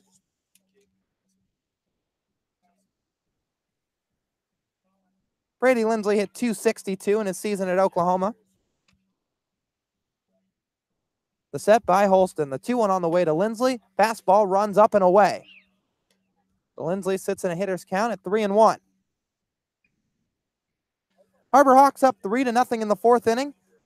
Looking to pick up their third win of the season over the last place Bourne Braves to keep climbing their way up to the top of the Western Division, and the Wareham Gatemen sitting in first. 3-1 to Lindsley. Fastball spiked in the dirt for ball 4. Moving down to second is Taylor Garris. And some confusion here on the field. Garris was jogging down to second as if he thought it was ball 4, much like the scoreboard said. Jay Dion having a couple of words with Ray Korn, the pitching coach, over on the dugout. But it appears the count was wrong, confusing everybody here. Lindsley sits at a 3-2 count. So Garris basically gets a free stolen base. Runners on second and third. Payoff pitch to Lindsley. Breaking ball in the dirt. So now that's ball 4, and the Oklahoma product draws a walk with 1 out in the fourth inning. He reaches for the second time today. So a little bit of a weird chain of events there, Rob, but regardless, same result. Brady Lindsley finds his way over to first base. Davis Wenzel. Back-to-back walks issued by Greer Holston. This time is called again. There will be a quick conference at the mound. One of the assistant coaches for the Bourne Braves making his way out to have a word with Greer Holston. Holston in his season at Ole Miss went 2-1, a 3.27 ERA, and 33 innings pitched. He made 17 appearances, 8 starts, and recorded 55 strikeouts. Meeting concludes. Infielders back to their respective position. Taylor Garris jogged over to first during the mound visit. Have a couple of words with his first base coach and Bobby Melly, but he's now back over at second. So the bases are loaded. Davis Wenzel, the hitter at the plate, set for his third plate appearance. It'll be his first time seeing Greer Holston. The right-hander sets. Fires home a breaking ball to Wenzel, and it's a called strike right on the inside corner. Davis Wenzel looking to break out of an 0-for-12 slump with the bases loaded and just 1 out. Holston gets his sign. Fires home from the set, a swing and a miss through an off-speed pitch from Wenzel as the count moves to 0-2.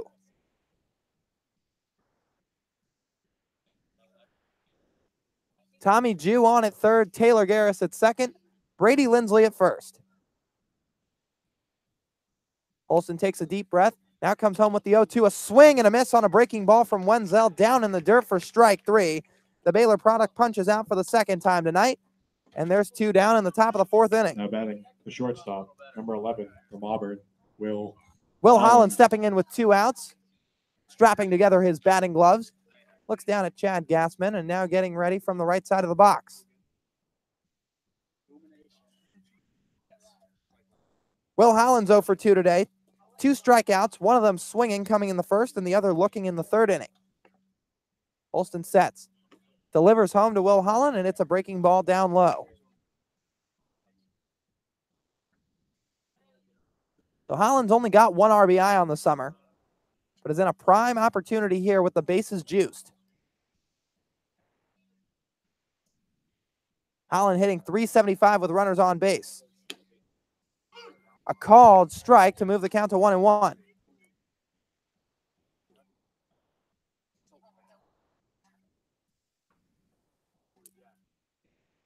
One and one the count to the hitter in Will Holland.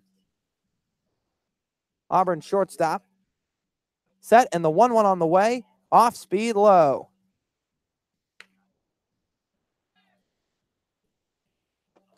So Hyannis looking to make some more work of this Bourne Braves team, who only has 3 runs in their last 2 contests.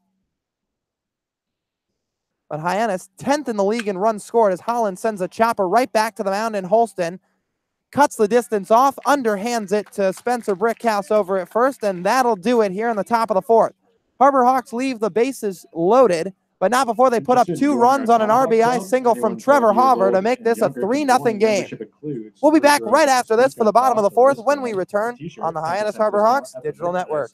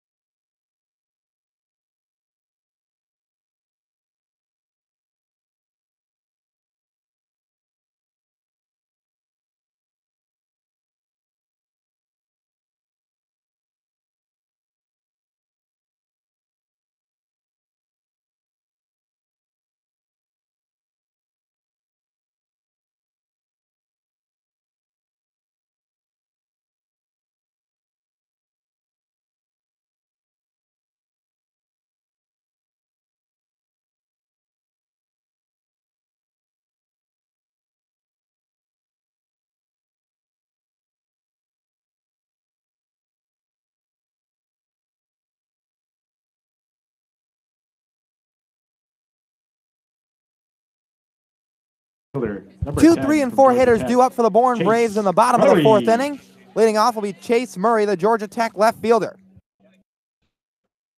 Murray set to make his 2nd plate appearance, grounded into a 4-6-3 double play in the 1st. Jeremy Randolph back out on the mound, sets and fires the first pitch, a fastball running outside.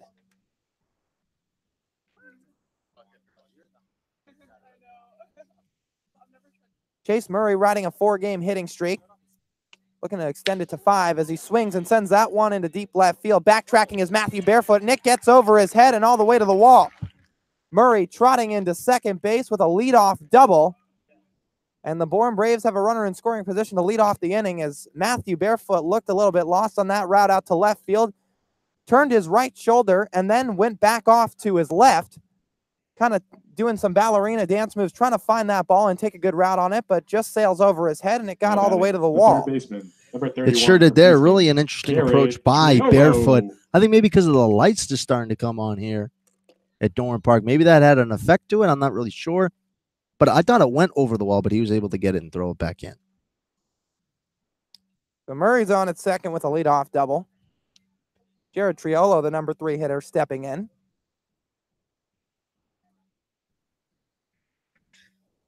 Chase Murray, though, sporting a .480 average when he leads off the inning. So that's where he does a lot of his damage. He stands at second. First pitch to Triolo is cut on and missed on an off-speed pitch for strike one. No hold on the runner at second. Taylor Garris playing at about his usual spot, maybe shaded a step or two up the middle. Wenzel playing slightly off the line. 0-1 from Randolph. Fastball down low, blocked in the dirt by Brady Lindsley.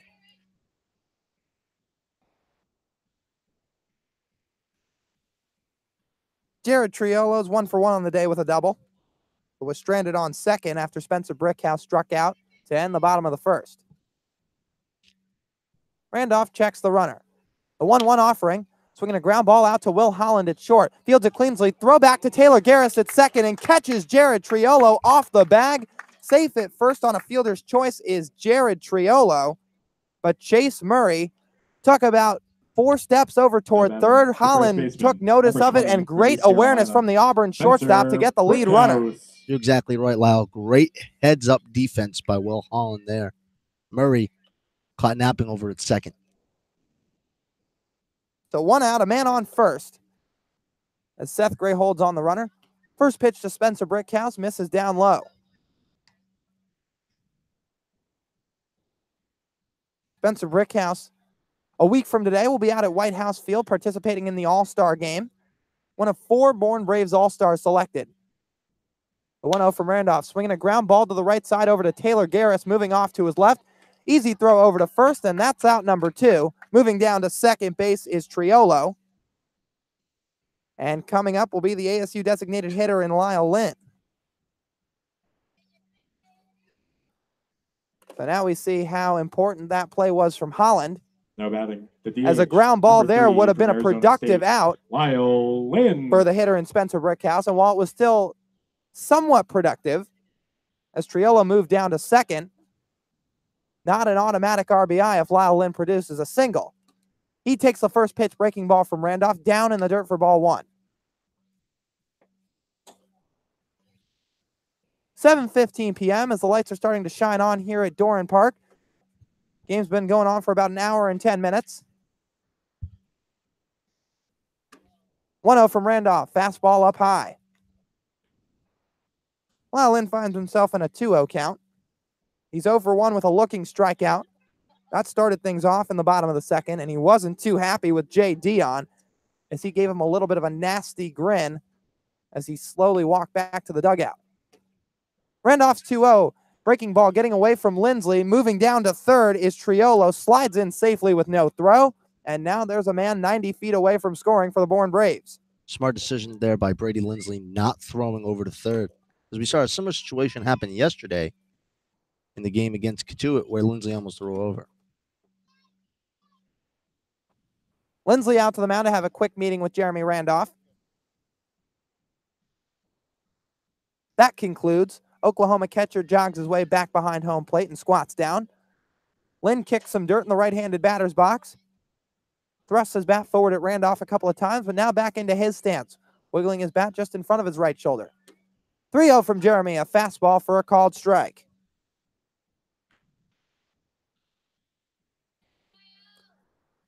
Two outs in the bottom of the 4th inning. 3-0 the score in favor of Hyannis. Harbor Hawks got 1 run in the 3rd inning, along with a 2 RBI single from Hauver in the 4th. 3-1 pitch from Jeremy Randolph misses upstairs for ball 4. Lyle Lynn reaches for the first time tonight with a 2-out walk, his 2nd walk against the Harbor Hawks this season. And the runners are on the corners for the number 6 hitter in Anthony Prado. Anthony Prado. Prado's 0 for 1, grounded out to short. First pitch from Randolph. Swings at the first pitch, a ground ball right back to the mound. A jump stop, leaping up in the air is Jeremy Randolph. Jogs over to first, underhands to his college teammate Seth Gray for out number 3, and the two exchanging some broad smiles as the inning concludes in the bottom of the 4th. Jeremy Randolph, the pitcher, making a more than athletic play to send down the Bourne Braves scoreless and keeps this game 3-0 in favor of Hyannis. We'll be back for the top of the 5th shortly after this. Due up for the Harbor Hawks will be Matthew Barefoot, Seth Gray, and Todd Lott when we return on the Hyannis Harbor Hawks Digital Network.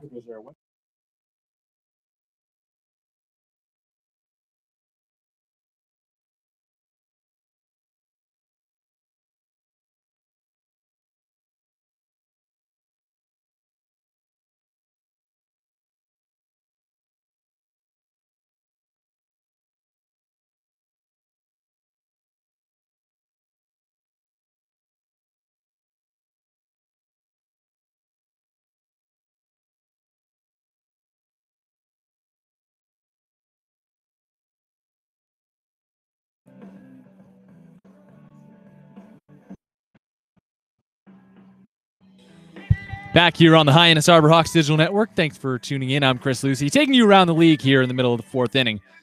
Out in Katuitt, 8-0, the Commodores lead over the Kettleers. 3-4 punch of Langworthy and Stowers for the Commodores. 4 hits, 5 RBIs in those 3-4 spots. Harwich is out front 4-1 in the top of the fifth inning, and Orleans leads Brewster, or has beaten Brewster now, 3-2. That one just final. Brewster falling to 0-4-1 against Orleans as they trail for that final playoff spot in the Eastern Division.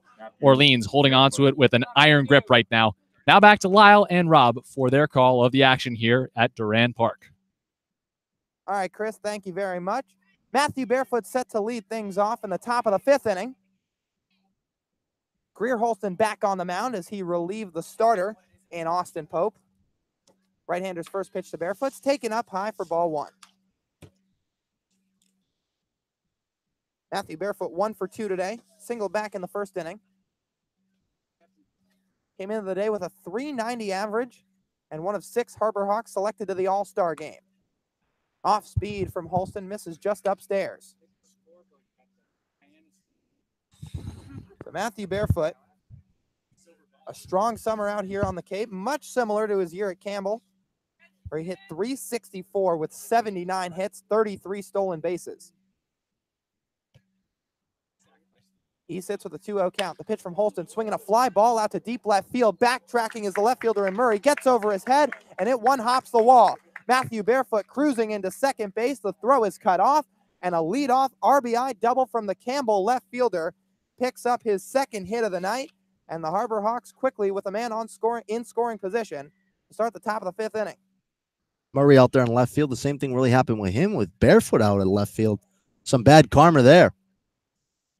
But you look at Matthew Barefoot, this kid is just so good. And for a guy that came in on a 10 contract, he has more than made his name, now known well throughout the rest of the league and continuing to hit at the highest level. Seth Gray now digs in from the left side, looks at a first pitch fastball for a called strike from Holston. For sure, Matthew Barefoot is a great player and is in the All-Star game. Seth Gray now also a very good player, doing a valiant effort over at first with his first time. Gray, one of 3 lefties in the lineup for Hyannis tonight, and all 3 of them have hits already. Gray takes a fastball up high to even the count. Seth singled in the 4th inning and later scored. Trevor Hoover, one of the other 2 lefties and a roommate of Seth Gray this summer, produced a 2 RBI single later in that 4th inning, and Brady Lindsley with an RBI double in the 3rd. Gray swings at the next pitch and sends a high fly ball down the left field line, tailing into foul ground. Giving chase is Murray, and watches it sail out of play. Thought Murray had a chance to catch it there. Held up just a little too early there. I think he thought it was going to go into the stands. There's actually a defensive change here for the Bourne Braves. Oscar Serratos takes over in left field for Murray. Serratos plays his college ball at Georgia Tech. Now a 1-2 count to Seth Gray. The pitch swinging a broken back ground ball out to second base. Tyler Fitzgerald fields it moving off to his right, throws over to first, and retires Gray for out number 1. Moving over to third is Matthew Barefoot. Seth Gray just cracking that back completely in half, sailed off toward the right side. Now batting the DH, number 29 from Louisiana Lafayette, Todd Lott. Todd Lott stepping in, drawing his mark in the dirt like he always does. Adjusts his batting gloves. Puts that right hand to the barrel of the bat, and now starting to dig in.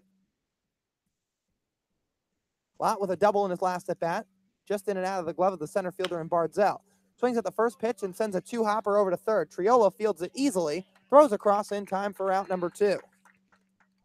Unfortunately, unable to score that run as Lott hit grounded out to third base. Barefoot heads up base running there. Stayed at third. That's exactly what you have to do. Pinch hitter coming in for Trevor Hoover, and it's Adam Elliott, 2-way player out of Louisville. Elliott's last at bat just came a couple of nights ago against the Falmouth Commodores. He came in to pinch hit for Brady Lindsley, and he slapped an RBI double to left center to tie the ball game up. Elliott.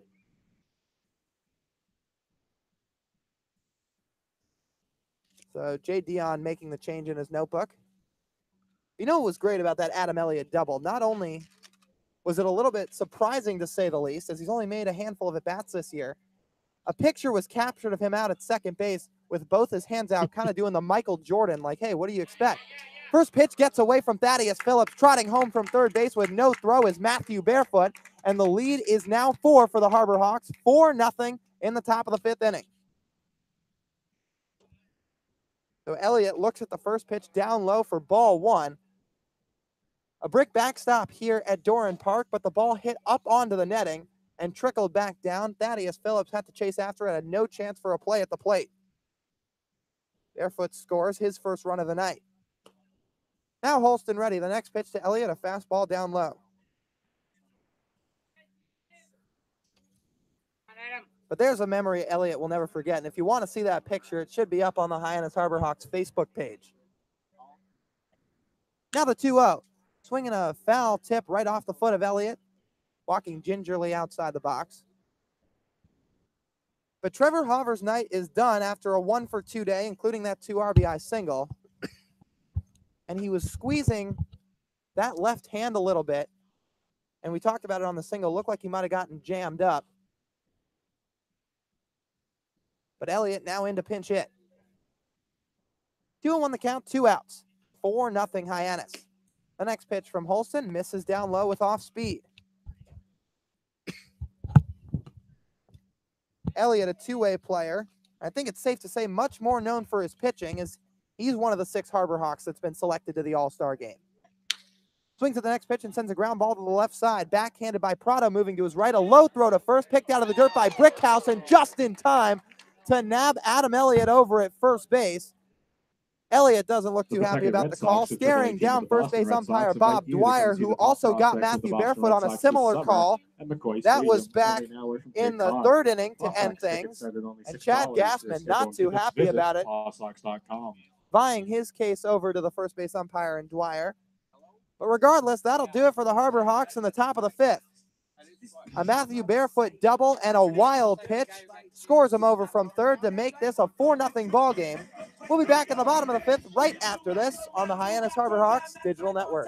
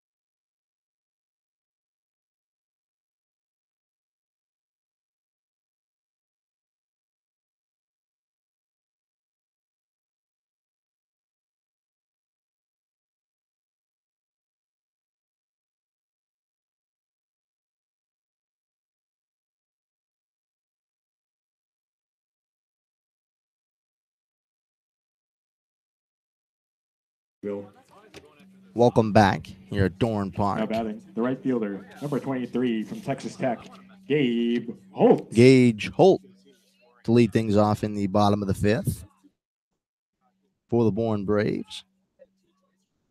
Sorry, Gabe Holt. Randolph still on the mound for the Harbor Hawks. That first pitch low for the ball. Everyone playing at regular depth in the infield.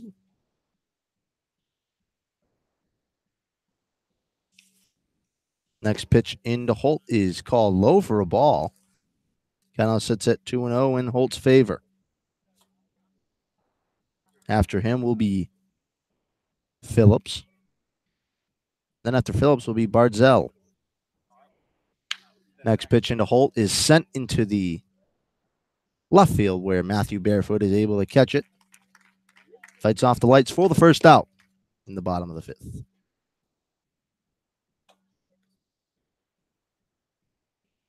As Thaddeus Phillips is now up. The catcher, number 25 from Connecticut, Thad Phillips.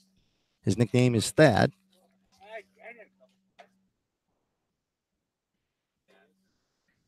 Phillips is from San Jose, California, and goes to UConn, New England school. Plays in the American Athletic Conference. First pitch is low for a ball. Formerly played in the Big East for a number of years, but then moved. Randolph with the set of 1-0 pitch. A nasty off-speed pitch in for a strike. Just catches the inside low part of the plate. Count now sits at 1-1. 1-1 pitch into Phillips. That pitch is high for a ball. Count now at 2-1. Starting to cool down here at Dorn Park, as when we first got here, it was very humid and very cloudy, but now the sun's starting to peek out of the clouds. That next pitch is swing and miss and an off-speed pitch outside. Count now sits at even at 2-2. Well, Rob, I think we've learned this summer, of anything, we've learned two things about this Cape League. We're seeing some of the best talent around the country, and the story's always a tale of two different weathers. Sure is. That next pitch is grounded over to the shortstop, but takes a bad hop. And a single right up the middle for Thaddeus Phillips. And he is now 2 for 2 in the day. Now batting the center And fielder, for a guy that number came into the 30 day with from just Hartford, 4 hits, making his name during this Marcello. ball game. Bourne's got 5 hits on the day and 2 of them for Phillips.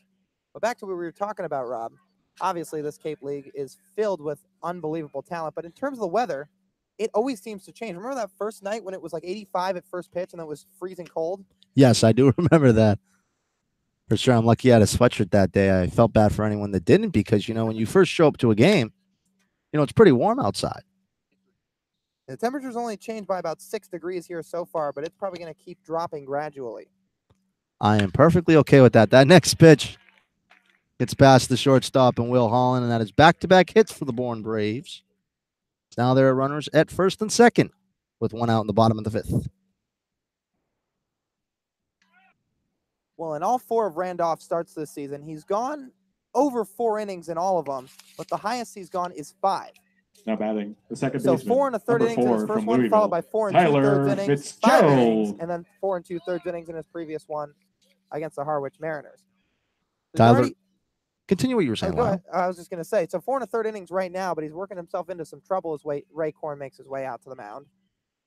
And we've seen this out of Randolph a little bit. Sometimes in that 3rd, even 4th time through the order, if Randolph gets that far, like he's about to here against the Bourne Braves, it can often be tough for college pitchers to keep finding ways to get hitters out and keep changing their deliveries, because often, especially 4th time around, hitters have seen almost everything they've got, and that's not to take anything away from Randolph, because he's had an absolutely phenomenal summer. That's just all pitchers at the collegiate level, for that matter, and even pitchers at the major league level.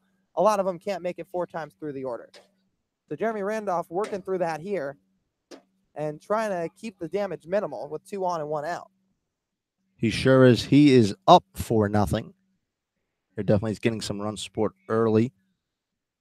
Today's first run was scored in the top of the 3rd.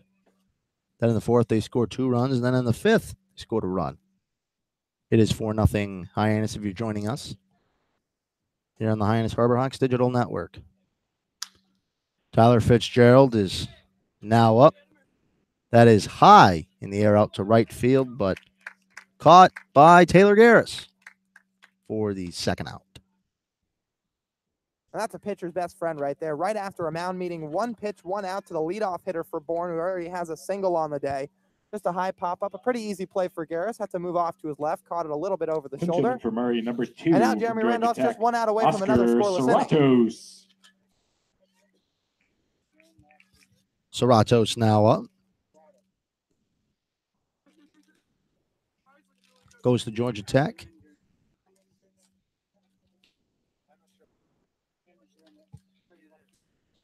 Two outs here in the bottom of the 5th. And the first pitch from Randolph is low for a ball.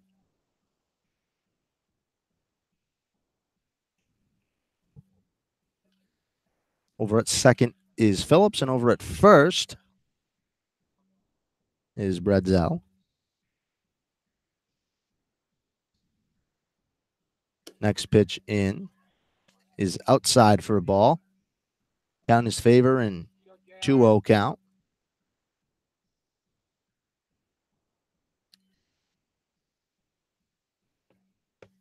Both runners at first and second taking their leads. Big spot for Jeremy Randolph. And calls times just before. He throws the pitch.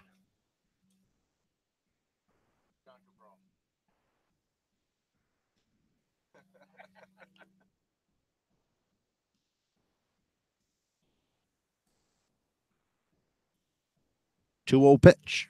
Swing and a miss that high fastball. Was Oscar. Teammates with Colin Hall out of Georgia Tech. Count now at 2-1. Both runners at first and second taking pretty healthy leads. No one even covering them. That next pitch is in low for a ball. Count now at 3-1.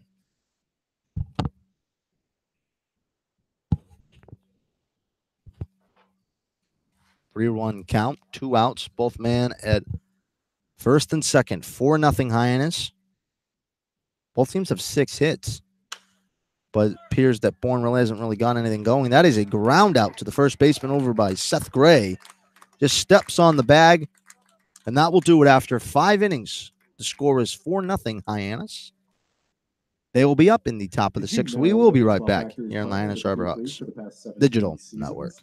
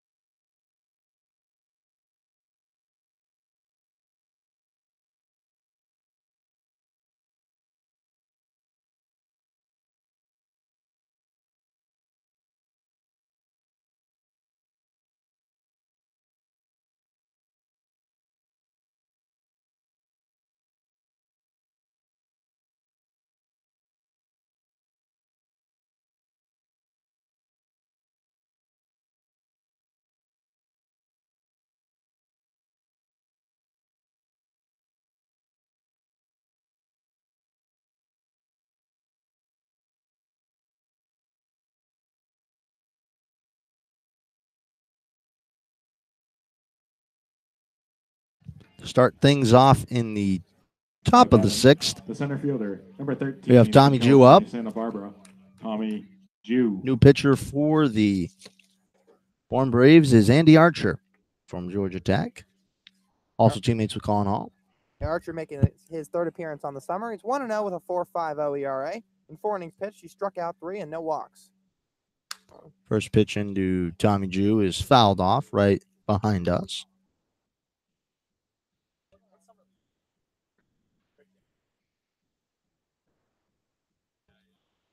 Quickly down 0-1 in the count. A 1 pitch. That's swing and a miss, and right about the same spot it goes. Right behind us. How about this, Rob? Tommy Jew seeing Andy Archer for the 2nd time this season, and the one at bat he's seen, that was the home run that hit out into the batting cages beyond the wall in left field, which sparked Hyannis out to their 5-2 win. 0-2 pitch, swing and a miss. That high pitch, Tommy Jew not happy with himself there. And that is the first strikeout for Archer coming out of the pen. Now batting the second baseman, number 10 from Sanford, Taylor Garris now up. Both teams have 6 hits, but Bourne doesn't have any runs.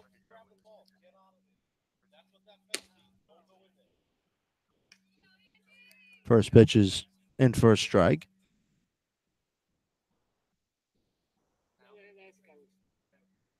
Quickly down 0-1 in the count. It is 4-0, the Harbor Hawks. That next pitch, swing and a miss, that high fastball from Archer. And it's now 0-2.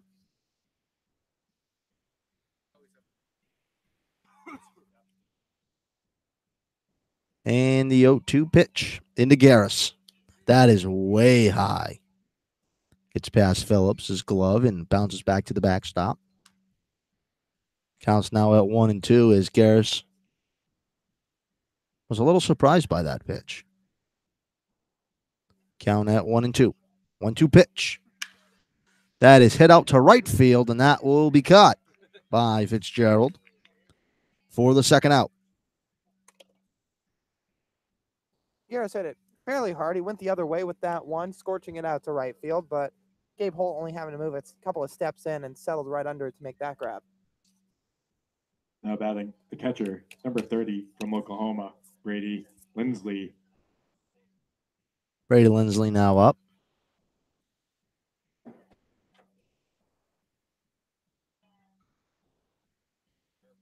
That first pitch into Lindsley is low for a ball. Count now at 1-0.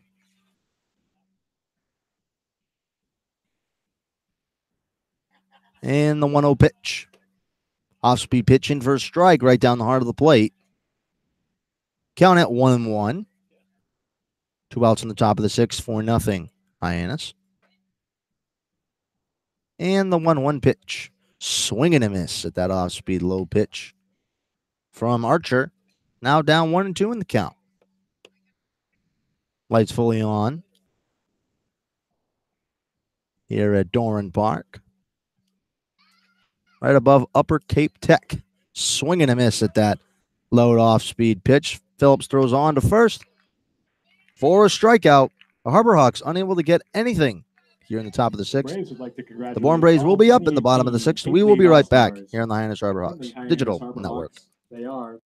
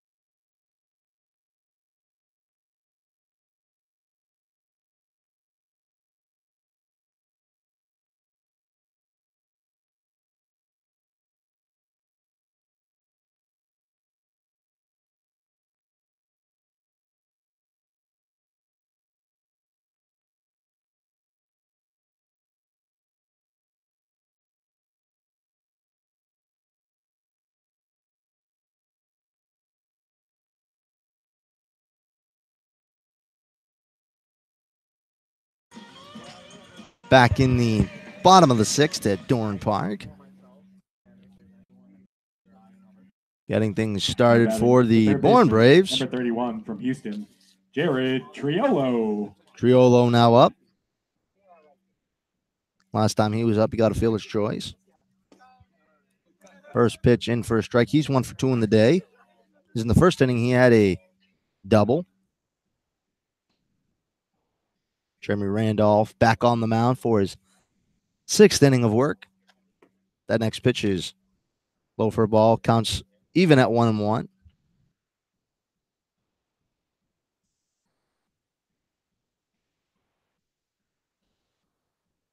Everyone in the infield at regular depth. 1-1 pitch. It's high, foul. Right past the Harbor Hawks bench. Into the trees just beyond right field. Counts now at 1-2.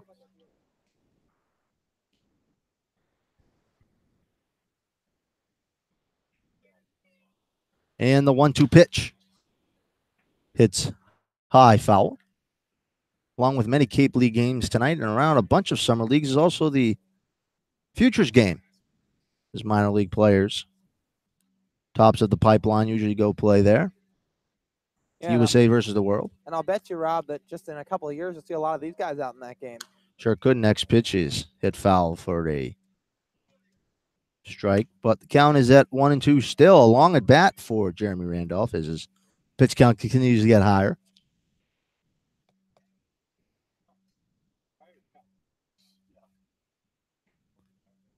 And the 1-2 pitch from Randolph. Swing and a miss, strike 3. At that low, sinking ball for the first out in the bottom of the 6th. Now batting the first baseman. 5th strikeout of the night for 20 Jeremy East Randolph, Carolina. and now that officially Spencer makes this his Brookhouse. longest outing of the season. He's at 5 1/3 innings, and he has absolutely cruised through the Bourne Braves lineup today. Outside of a little bit of a jam in the 4th, he has had everything working. And on top of that, only at 68 pitches. Spencer Brinkhouse's first pitch is sent into the gap, but only will get 1 base out of it. And a 1-out single. Spencer Brickhouse, they wrote a nice story about him in the Cape Cod Times today, talking about how at the end of last season he had to go home for some time, and it hurt him really not to be there when they won it all. Jack Gaspin now on the mound, potentially could be relieving Jeremy Randolph's duties as he so far today he's pitched really well, and that's going to do it for him. A smile on his face. A new pitcher will come on. We're going to let him warm up. We will be right back here on the Hyannis Harbor Hawks Digital Network.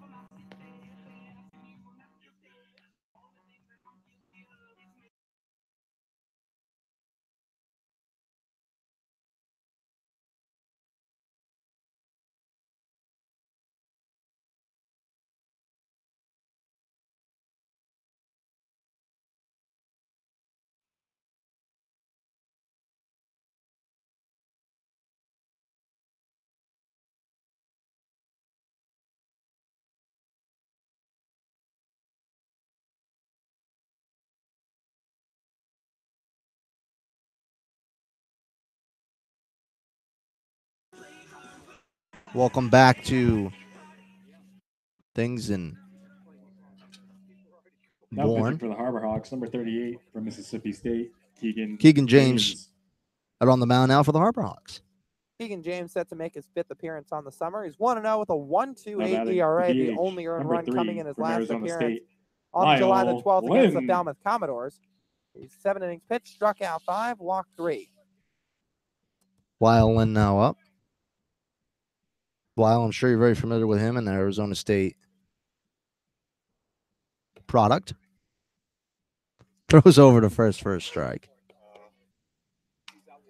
Yeah, Lyle's not too common of a name. So when I started covering the ASU baseball team last season during my freshman year of school, I was pretty surprised to see that there was another guy on the team, or there was a guy on the team named Lyle that also went to Arizona State. And on top of that, he was drafted by the Mariners out of high school. Your favorite team. That next pitch is sent right over to Will Holland, as that was just a little bloop out to center field. Holland being able to get it with his speed, being able to catch it for the second out in the bottom of the 6th. Now batting the shortstop, number 11 from Connecticut. And that one was kind of in off the hands of Anthony Lyle Lynn. Prado. He fisted that one out to Will Holland, who had to take maybe a step back and off to his left. But easily settled under it for the catch. And a good start for Keegan James, who with a runner on base comes into the game. And what you could call a minor jam, nothing too serious, as the Bourne Braves have yet to score a run today, 7 hits. Prado now up. Last time he was up, he grounded out to the pitcher. First pitch is in for a strike. Prado 0 for 2 in the day. And Jeremy Randolph done for the night. He threw in 5 1/3 innings, 7 hits, 1 walk, 5 strikeouts, and he's responsible for the man on first in Spencer Brickhouse.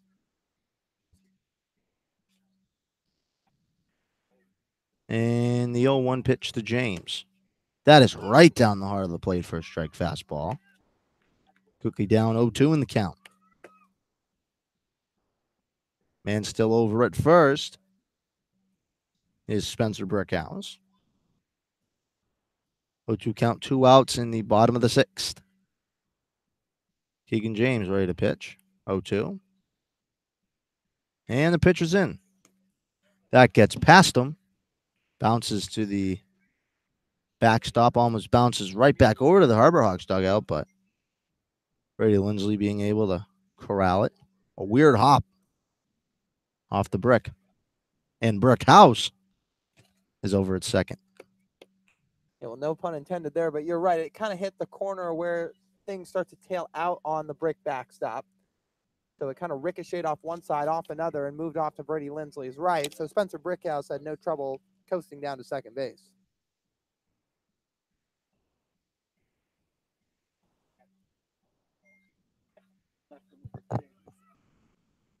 One-two pitch from James. Way high there. Almost hits Prado. Just ducks. Lindsey being able to corral it, though, in his glove.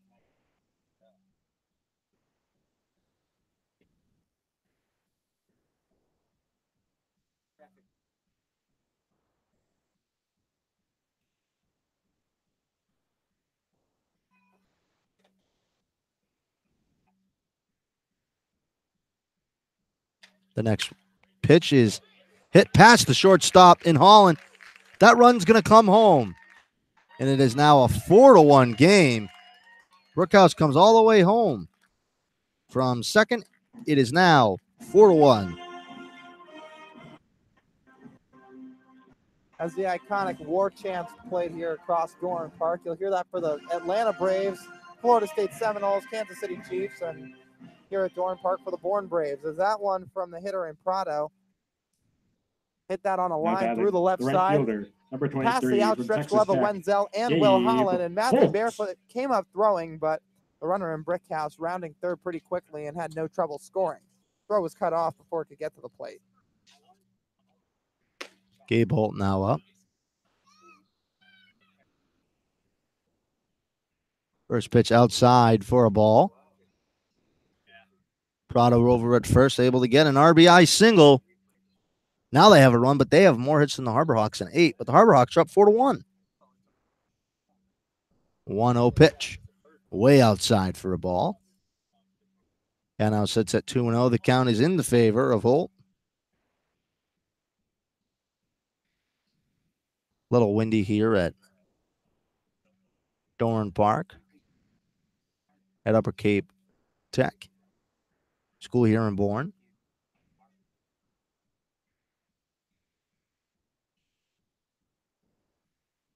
And the 2-0 pitch. Outside for a ball. Count now runs at 3-0. A lot of the fields here in Cape Cod are where high schools are. Maybe 2 or 3 of them that are just by themselves. The only one off the top of my mind I can think that's completely by itself is Chatham in Veterans Field. 3-0 pitches, and that's ball 4.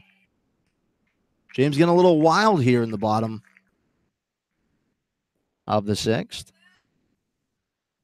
Well, after getting that pop fly out to Will Holland, he's given up back-to-back. He's led up back-to-back base runners, an RBI single, and now a walk to Gabe Holt. The 2 runners on for the Bourne Braves and 2 outs. Nothing too worrisome yet for the Harbor Hawks, but James going to have to be careful. Battle down here against Thaddeus Phillips. Hyannis, Falmouth, Sandwich, and Harwich. Phillips with 2 hits already today. And weekends staffed Ray by Corn on ER the mound to physicians. speak to Extra care when you need it. Learn more at James. capecodehealth.org/urgent care. The Beach House The Grill Braves at have Sandwich 8 and hits Resort to the Spa Harbor is the perfect Hawks. spot for a seaside lunch or evening 6, the clam score bake. is Remember, 4-1. The home plate leading umpire now hotels is going of to the come and world. break up this conversation. Coca-Cola Bottling of Cape Cod thanks you for supporting the Cape Cod Baseball League and for refreshing yourself with Brady ice cold Lindsley goes Coca-Cola back to products. home plate with the Please home plate remember to umpire. recycle your empty bottles, cans, and other That's recyclable definitely has to be a good materials. Get only relationship 6 recycled plastic bottles between the to make catcher and the every home plate baseball umpire, or count. you're not going to get some of the favorable calls. Now And batting the often you'll catcher, see catchers and number home plate 25 from umpires Connecticut, conversing throughout the game, Thad just exchanging some Phillips. friendly words. Lindsley's done that a little bit here tonight. New batter in Phillips. Runners at first and second, 2 outs. First pitch is in, throws down to third, and it will be off Wenzel. Lindsay a little mad at himself, not able to get it over to third. And on the throw to third, he spiked it on a hop to Wenzel, but good job from the Baylor third baseman keeping that ball in front of him. Looked like it might have gone off his left forearm or wrist or something, but regardless, prevented the runner from advancing any further. And Anthony Prado, as that could have played the second run of the game, but Wenzel making the stop just okay. Staying at first base is Gabe Holt. So now the Bourne Braves have runners on the corners, and the Harbor Hawks and Keegan James find themselves in a little bit of a jam. Third base. Coming out of his hinges a little bit. Now they're going to put it back on. Definitely don't usually see that during a game. Absolutely not. Sometimes must have been from the runner in Prado. You know, he slides up, maybe took a funny angle when his foot hit the third base bag, and something just popped out of shape. They have to fix it. See, at the major league and minor league level, they occasionally change the bases. They get dirty throughout the game, but not at this level. Keegan James, after 3 appearances of scoreless ball to start his Cape Cod season, he's allowed a run in each of his last 2, including tonight. Throws back to first. He'll be safe.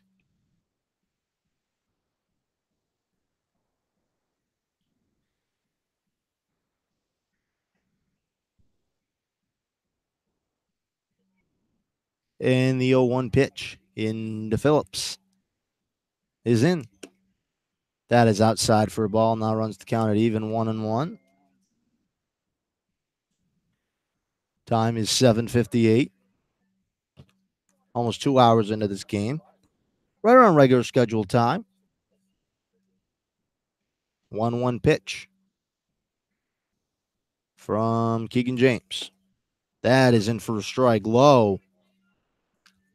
Phillips doesn't like that one.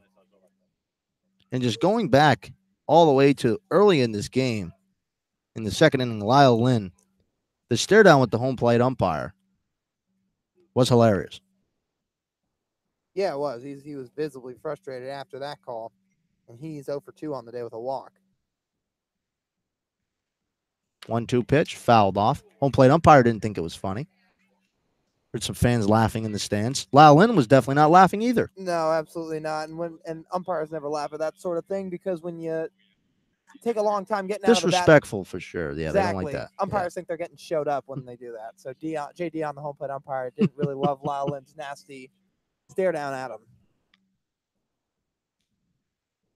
1-2 pitch.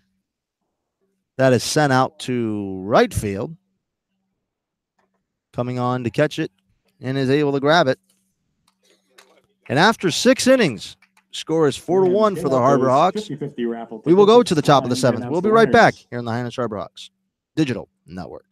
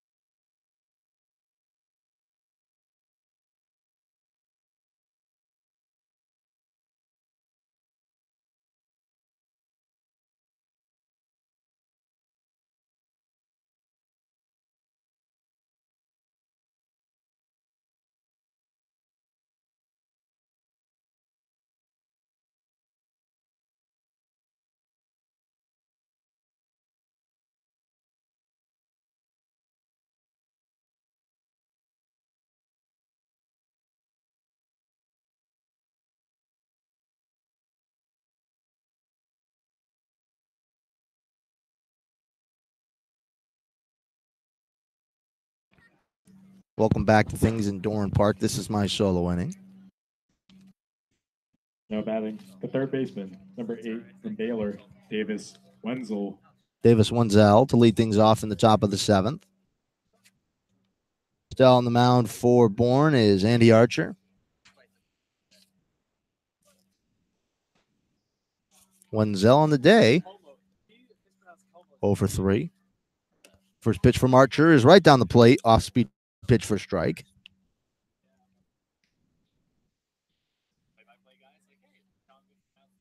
And the 0-1 pitch.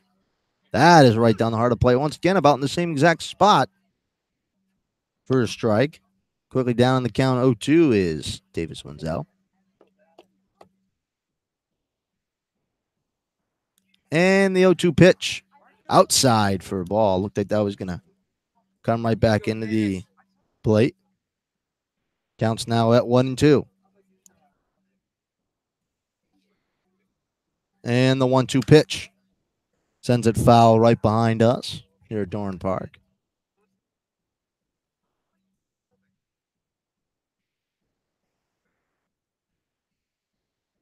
The sprinklers on out in right field.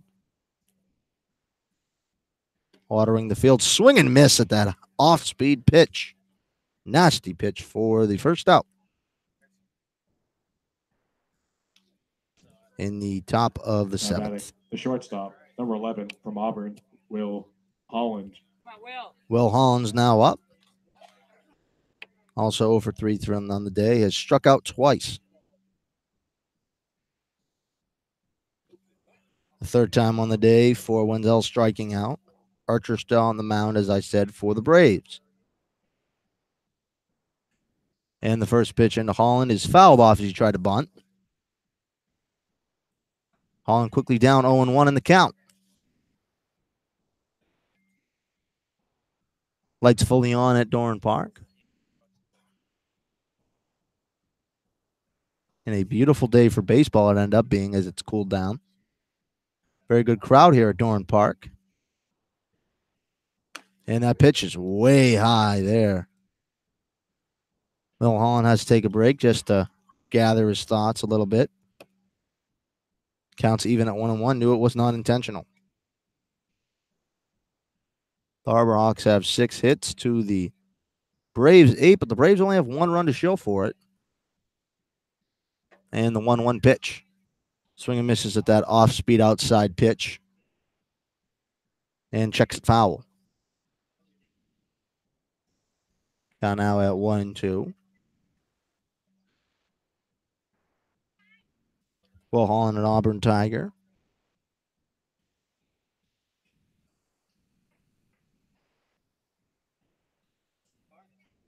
Out of the SEC. 1-2 pitch. Swings fouled off. Just right before the press box here at Dorn Park.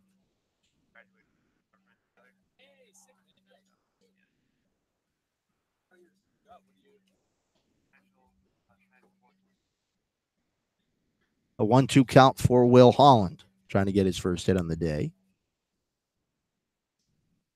And the 1-2 pitch. Sits in and grounds it to the shortstop. He has it with his glove, throws it over to first. Not in time for an infield hit. And Holland with his speed. Now batting. Matthew Left Barefoot fielder, now up. Number 28 from Campbell, Matthew Barefoot. Continues his hit streak today. One of the hottest hitters in Cape Cod. Joined the Harbor Hawks as a representative in the All-Star game at White House Field in Harwich, where we've been twice this season. And that first pitch is high inside for a ball. 4-1 if you're just joining us in the Hyannis Harbor Hawks digital network. The Harbor Hawks are up. And the 1-0 pitch is fouled off right past the press box here at Dorn Park and go out into the street.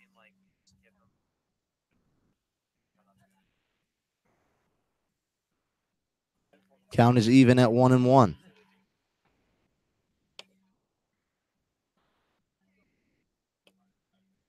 And the 1-1 pitch, but has to throw back first. Holland slides in, but first baseman for the Braves doesn't even bother.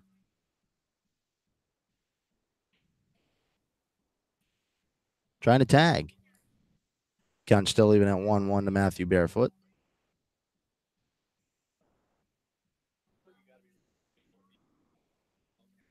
Throws back to first again. Doesn't have to tag, but Holland slides back into first. Harbor Hawks there in their road blues, while Bourne is in their white jersey. The style is very similar, but the colors are different. And the 1-1 pitch is in for strike. Looked like the home plate umpire called strike 3, but it isn't.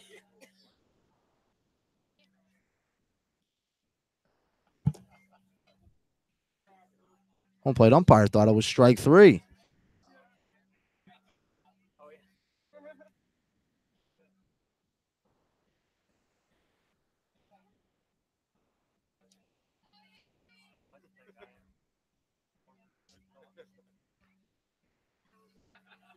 One-two pitch, and Matthew Barefoot. Holland still over at first. And the 1-2 pitch, but has to first throw back to first. Holland slides right back in, but still no tag.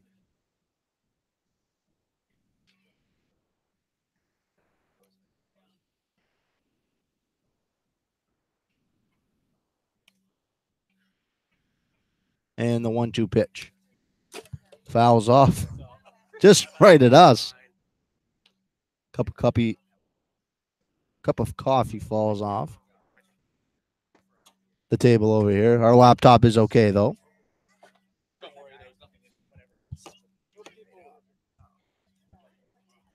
Coffee cup, though, is not all right. 1-2 count. Fouls off. Right behind us. It's been a fun day here at Dorn Park. Good amount of laughs. Harbor Hawks are up 4-1. Good sign. Thank you for everyone listening. As for the home games, we usually have a screen for you guys to look at, but you're just looking at a Harbor Hawks hat today. So thank you very much for listening. That next pitch is flied out into the infield, but will get out to right field, or sorry, center field. Throws back to first, but will not get doubled off. There was the wind, pretty much took that out to center field. First looked like it was going to go out to right, but brought it back in, and that will be the second out. Now batting the first baseman, number 18 from Wright State. Seth Gray now up. Gray. Wright State product. Lyle talked about the top of the broadcast. That it is his first time playing first base. Took a little infield drills during batting practice today with first base coach Bobby Melly. Also the other day, Todd Lott taking some infield, so it appears they like Seth Gray. Lott's still the DH for the Harbor Hawks, though. His power is definitely valued in the lineup as Coach Gassman definitely likes that. That next pitch is outside for a ball. Definitely wants Lott to focus more on hitting than defensive duties, as normally he plays right field. 1-0 pitch to Gray. That is grounded fair right past the first baseman's head. There'll now be runners not at the corners, but Seth Gray actually moves up the second base. There'll be now runners at second and third with 2 outs. And a ball down the line that takes a bad hop for the first baseman.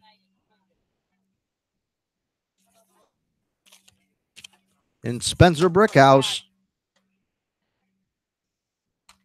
Now batting the DH. Todd number Lott 29 now up. from Louisiana Lafayette. Todd Lott. Todd Lott's parents are here, as I mentioned. Me and Lyle met them today, but the manager, the Bourne Braves, now coming out.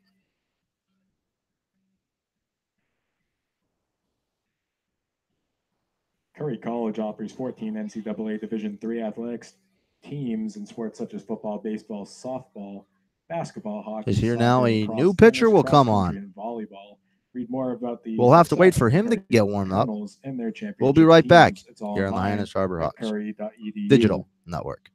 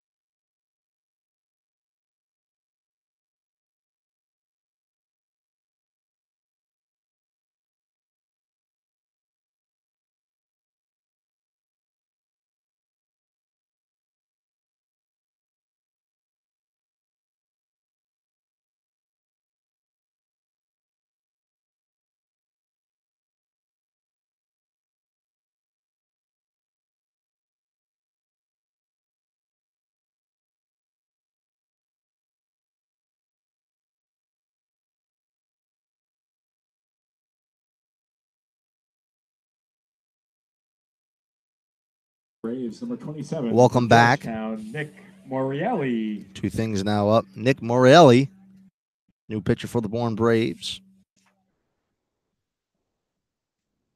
Todd Lott still up for the Harbor Hawks as he just stepped out for a couple of moments while the new pitcher was getting warmed up.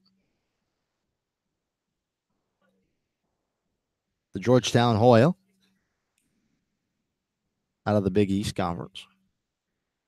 And over at third and second, 2 outs. First pitch to Todd Lott is right down the heart of the plate for a strike.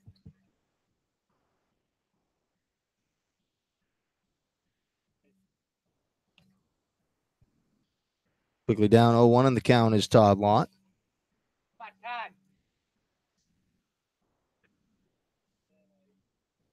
And the 0-1 pitch. Outside low for a ball. Count now even at 1-1.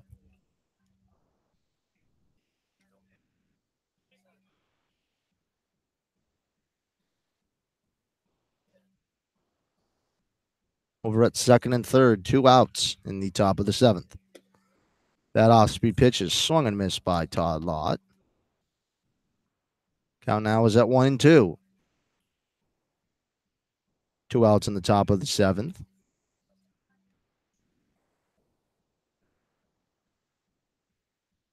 Both teams have 8 hits. And the 1-2 pitch. Swing and a miss, strike 3, the Harbor Hawks. Unable to get anything. Here it is still 4-1. Bourne will be up in the bottom of the 7th. We'll be right back here on the Hyannis Harbor Hawks Digital Network.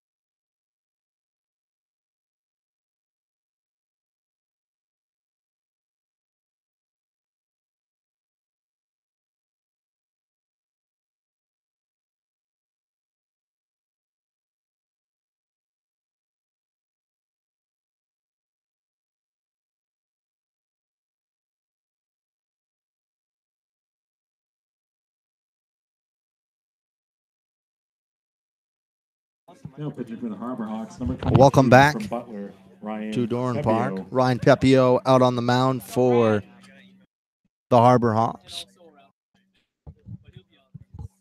A beautiful day for baseball here in Bourne and throughout Cape Cod as Now batting the center fielder, number multiple 30 games from being Hartford, played tonight. Ashton Bardzell.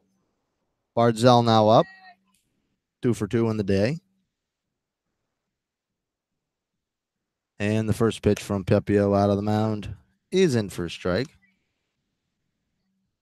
Coming out of the pen for the Harbor Hawks has been very effective so far this year.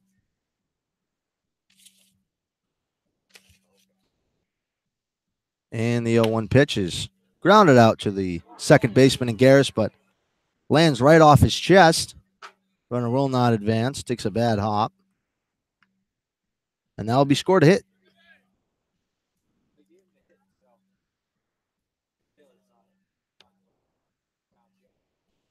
Now batting the second baseman, number 4 from Louisville, Tyler Fitzgerald.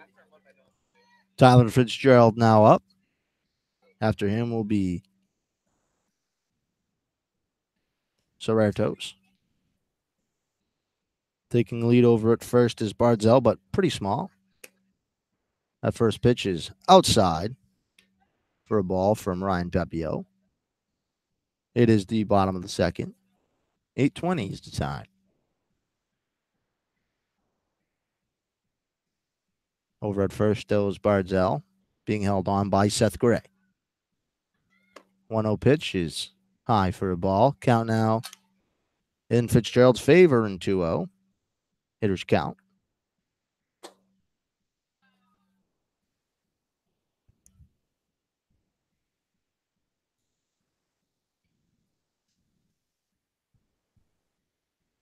And the 2-0 pitch from Pepio is in.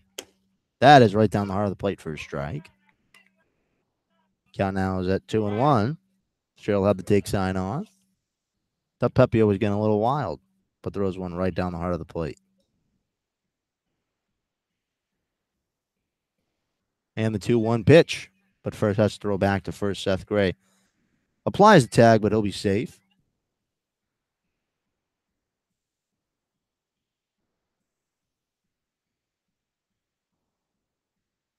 Pepio is shaking off some of Lindsley's calls. 2-1 pitch is in. That is inside for a ball. Almost hits Fitzgerald. Fitzgerald on the day is 1 for 3. Got doubled off in the bottom of the third. Got a base hit in the bottom of the first, and then in the bottom of the fifth. Sorry for being out of order. Flies out to Taylor Garris. That is a swing and miss at that high fastball. Counts full at 3-2. Nobody out in the bottom of the seventh.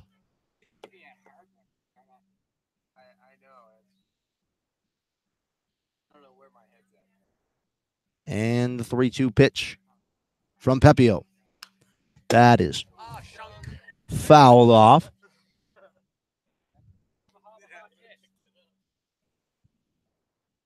Right off the beam pole.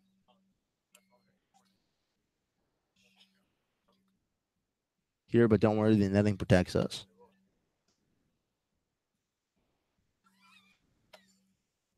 Hit the track man radar.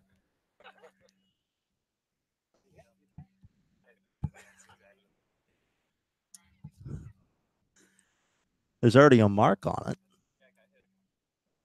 Got hit a couple days ago.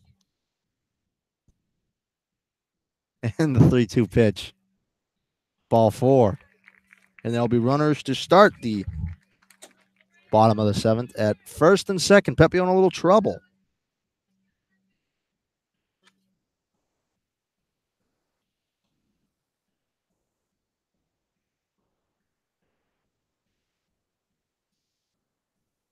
Now batting the left fielder, number 2 from Georgia Tech, Oscar Serratos. Oscar Serratos now up.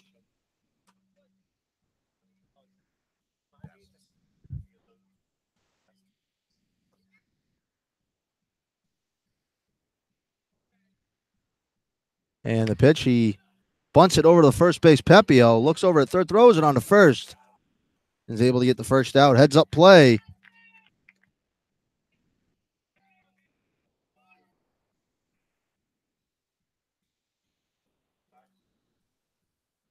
And there'll be runners at second and third with one out. Houston, Jared Triolo. Jared Triolo now up.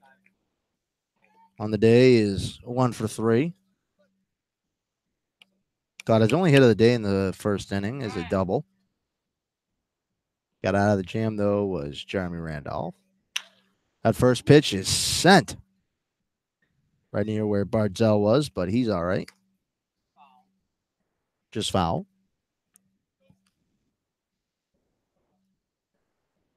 Good crowd here today at Dorman Park.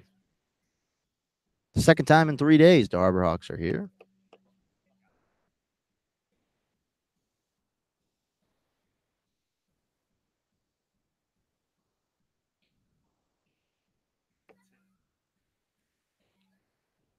And the 0-1 pitch. That is grounded. Hits right off of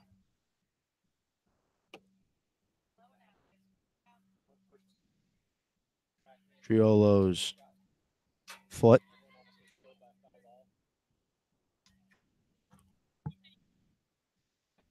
Giving him some time to regroup. Lindsley and Pepio talking out on the mound, but he'll go back to home plate. Counts at 0-2.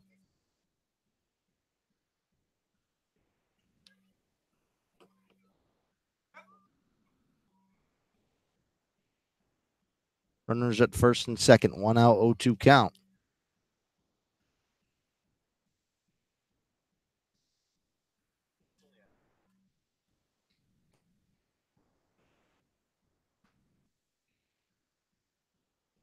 In the set is Pepio. Pounds the pitch he's looking for, but steps off. Wasn't ready yet. So you can see Bredzel at second taking a major lead. And the 0-2 pitch gets past Lindsley. That's going to score a run. It is now 4-2. And Pepio lets up a run.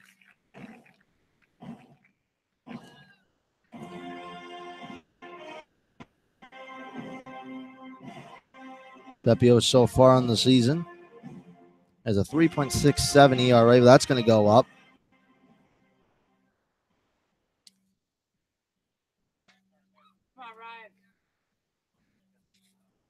And now the count is at 1-2. Runner is still at third, though. It's now a 2-run game.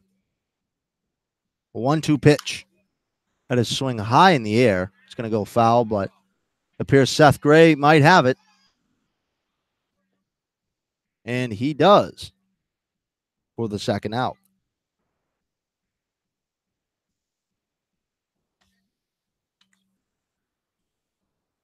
Now up is Spencer Brickhouse. Now batting the first baseman, number 20. The first baseman for Spencer Brickhouse. The Bourne Braves. They now have 9 hits to the Harborhawks 8.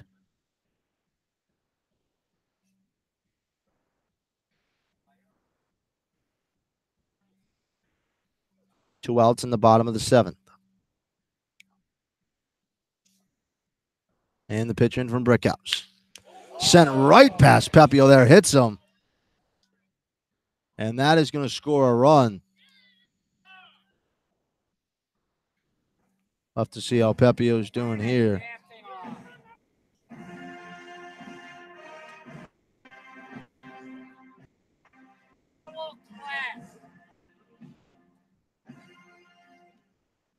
Takes it off the hand a little bit. Have to see he's all right.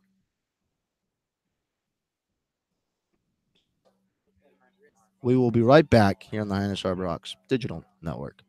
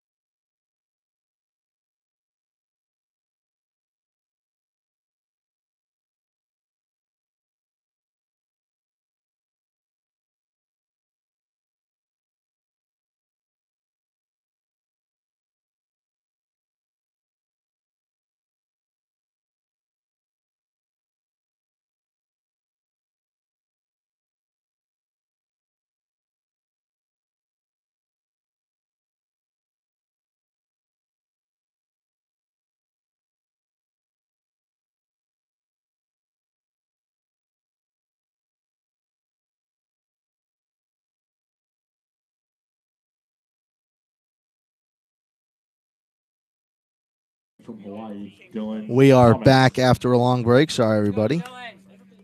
New pitcher for the Harbor Hawks is Dylan Thomas. Now batting the DH, number 3. Ryan from Pepio had to Arizona leave the State, game. Lyle Lynn. Lyle Lynn now up. 2 outs still. Scores now 4-3. As a run was able to come in to score after the ball hit Pepio, but Dylan Thomas's first throw over to first is almost errant. But a good stop by Seth Gray, his first time this season. Playing first base, doing pretty well. And the first pitch is in for a strike. Lynn pauses again.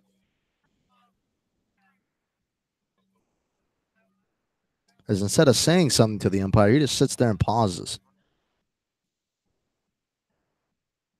And the 0-1 pitch is a swing and a miss, that off-speed pitch from Thomas, trying to get this final out, trying to keep it at a 4-3 game. So Harbor Hawks trying not to start a losing streak as they lost last night. Will be down 0-2 in the count is Lyle Lynn. The 0-2 pitch. And that is a swing for strike 3. There, and after 7 innings, the score is 4-3 Hyannis. They'll be up in the top of the 8th. We'll be right back here on the Hyannis Harbor Hawks Digital Network. Kyle Martin.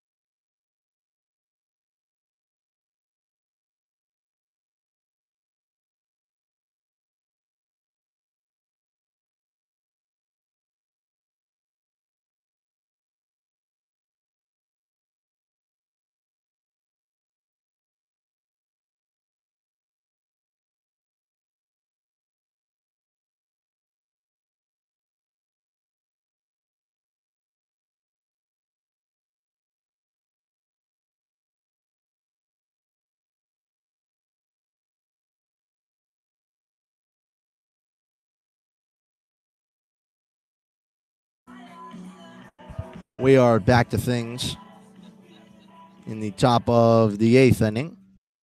Adam Elliott to get things going for the Harbor Hawks. Now batting the right fielder. Last time he was up, he grounded out. Lyle joins me back here in the broadcasting table. Lyle, haven't seen you in a while. Yeah, talk about a marathon solo inning for you, Rob.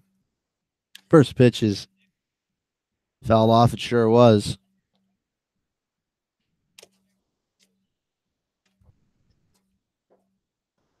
Quickly down 0-1 in the count is Adam Elliott. And the 0-1 pitch in for a strike. Just on the mound for the Braves is Nick Morelli. Goes to Georgetown. And the 0-2 pitch, swing and a miss. Strike 3 from Adam Elliott. He's now 0 for 2 on the day. Tommy Jew now up. Now batting the center fielder. And then after that will be Taylor Garris. Santa Barbara, Tommy Jew. Tommy's still searching for his first hit of the day. Although the time he reached base on a fielder's choice, he swiped 2 bags, so he's made his trip to the base paths well worth it, to say the least.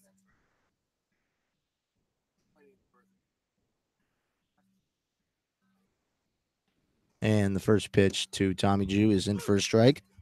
Wow, while you were gone, a foul ball hit the TrackMan little board up there that can detect the speeds and the launch angle and everything. Did it break? It did not break. Okay, well, that's good to hear. Did not break. Everything's all right. So our Scott liaison, David Mandelberg's making sure everything's all right.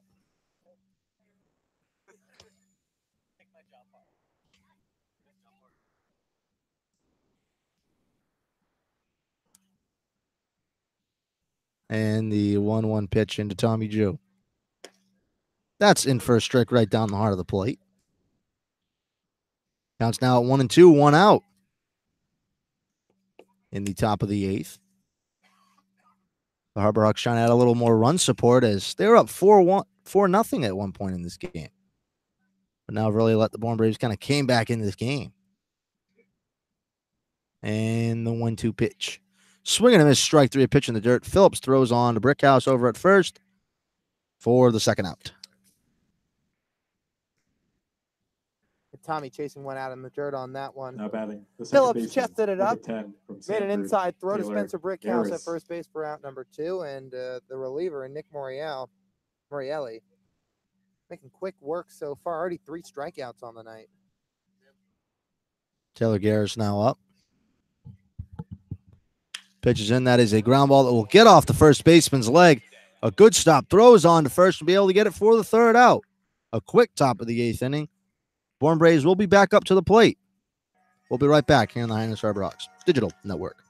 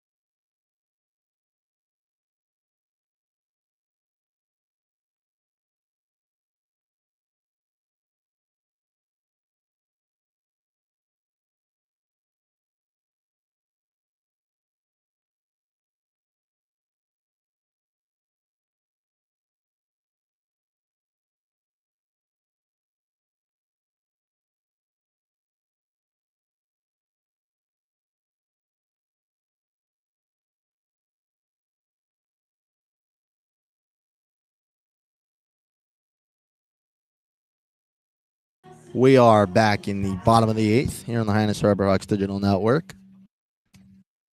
Thomas still on the mound for the Harbor Hawks. The shortstop, number 11 from Connecticut, Anthony Prado. Anthony Prado now up. Start things off in the bottom of the 8th.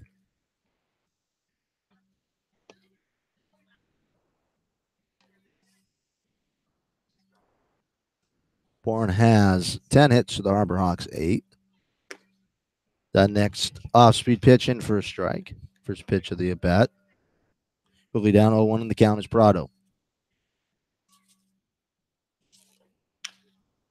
That next pitch is sent foul right into the Bourne Braves dugout, but everyone's all right over there. Right near our video camera.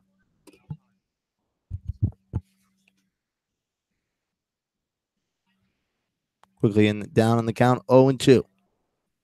0-2 pitch from Thomas is a ground ball to the shortstop. In Holland, he'll throw it on to first. A rope over to first. Seth Gray being able to catch it for the first out in the bottom of the 8th. And he's just so defensively sound over at shortstop. Will Holland having to move way off to his left, and a speedy runner coming up the line, and Prado having to make a strong throw over to first. And he does all that to the pinpoint. Will Holland, this is a kid that does it from both sides of the ball. He had a phenomenal year at Auburn. Spent some time with Team USA, and a lot of early draft boards have him going in the first round next year. Definitely a solid player. Next pitch is low. Gabe Holt back up. He's 0 for 3 on the day. Last time he was at bat. 0 for 2 on the day. Last time he was up, he walked. Next pitch is low for a ball. Quickly up in the count in the favor of Holt. 0-2. The 2-0 pitches. And for a strike now 2-1.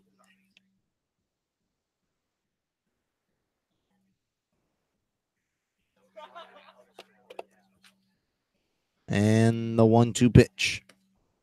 Tried to bunt it, but was unable to do so. The count now is even at 2-2.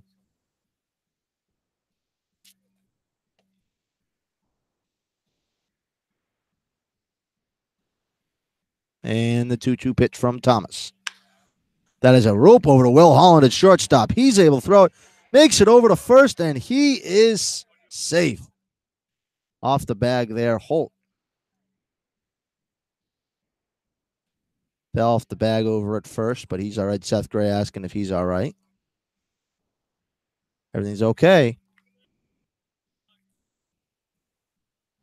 Yeah, Holt's okay standing up at first, but Will Holland was just inches away from making a highlight reel defensive play. A sliding backhanded stop moving to his right. Had to get up, make another quick throw with an even faster runner, and Holt moving down the line.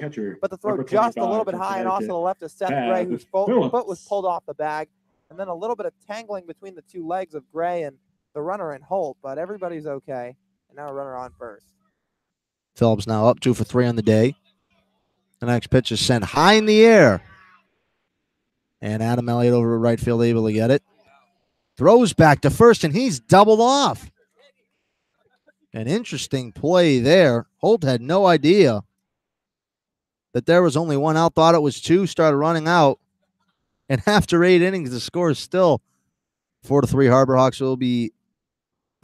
will be up in the top of the 9th. We'll be right back here on the Hyannis Harbor Hawks Digital Network.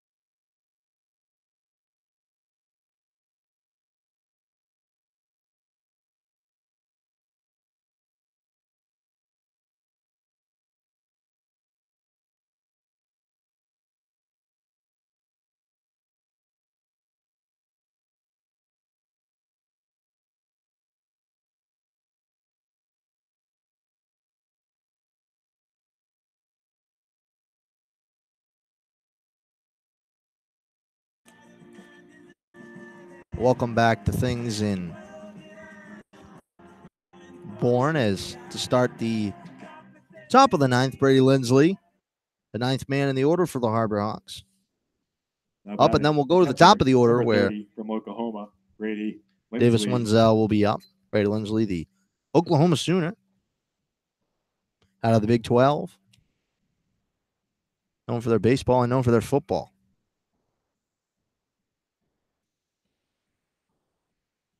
And the pitch is in. That next pitch is sent out to the shortstop that was in the outfield. A little blooper. Didn't get past the shortstop, though. And Prado for the first out in the top of the 9th. Number 8 from Baylor, Davis Wenzel.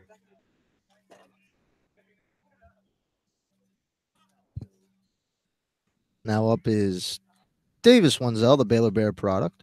Also out of the Big 12.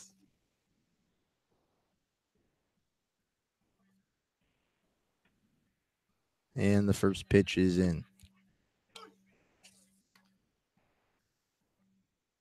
Borelli still on the mound for the Braves.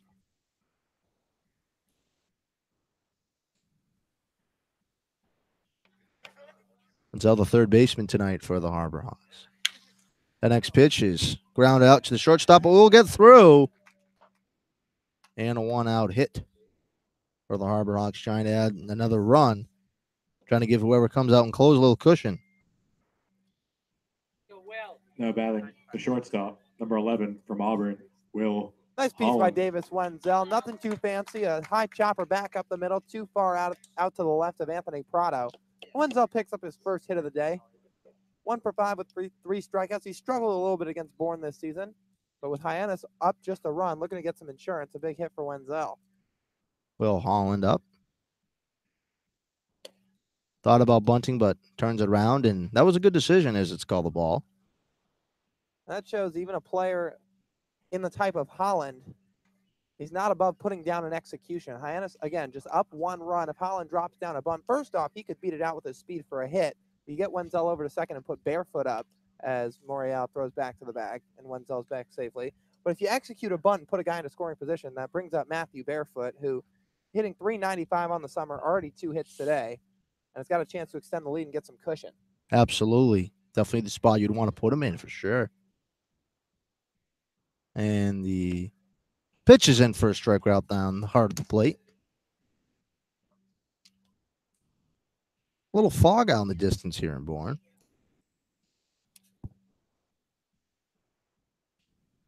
Here's now you can't see the sprinklers that were on out in right field during the middle part of this game as the sun started to go down. That next pitch is sent way high, and that's the second time that's happened to Will Holland today. Has to catch his bearings. The light's fully on and pretty bright here at Durham Park.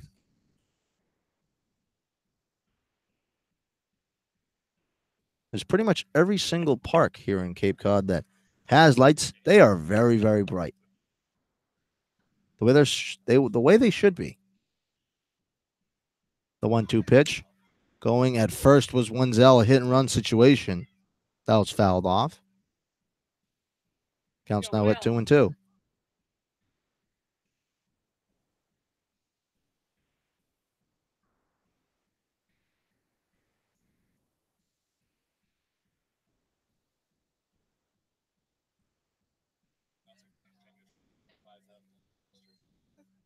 Well, time's currently called.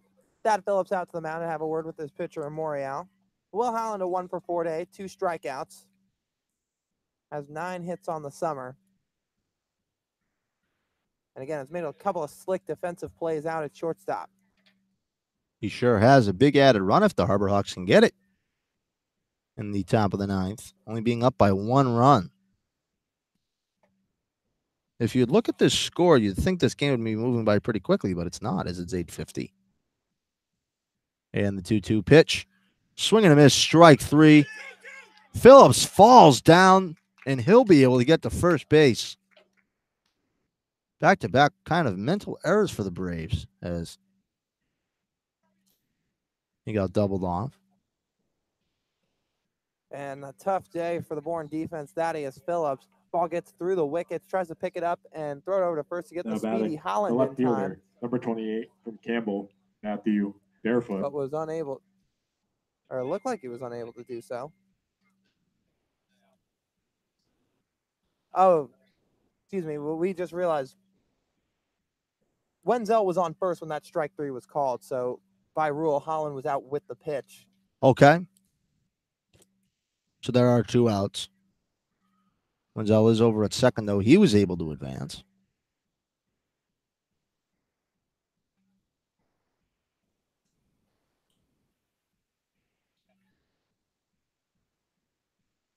And a quick mound visit. Now, the pitching coach for the Braves will quickly go back into the dugout.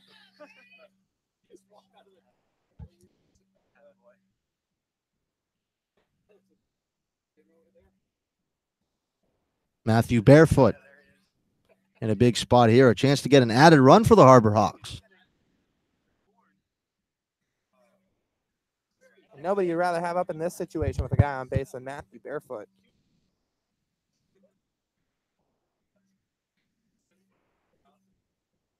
And the first pitch. Ball low in the dirt. Count quickly in Barefoot's favor, 1-0. I mean, for as well as he's hit, He hits well in just about every situation. You name it for the scenario that's at hand right now. Runners on base, he's hitting 382. Runners in scoring position, hitting 391. On the summer, hitting 395. I mean, that just speaks volumes to how good this kid's been all summer long. Absolutely. 1-0 pitch. That pitch in the dirt will get past Phillips. Wenzel being able to get over the third, and just a base hit will be able to get the Harbor Hawks a lead, or even a pass ball.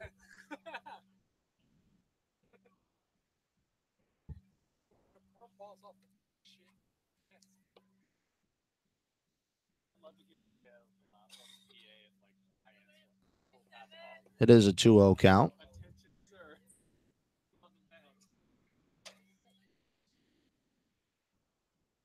And the 2-0 pitch.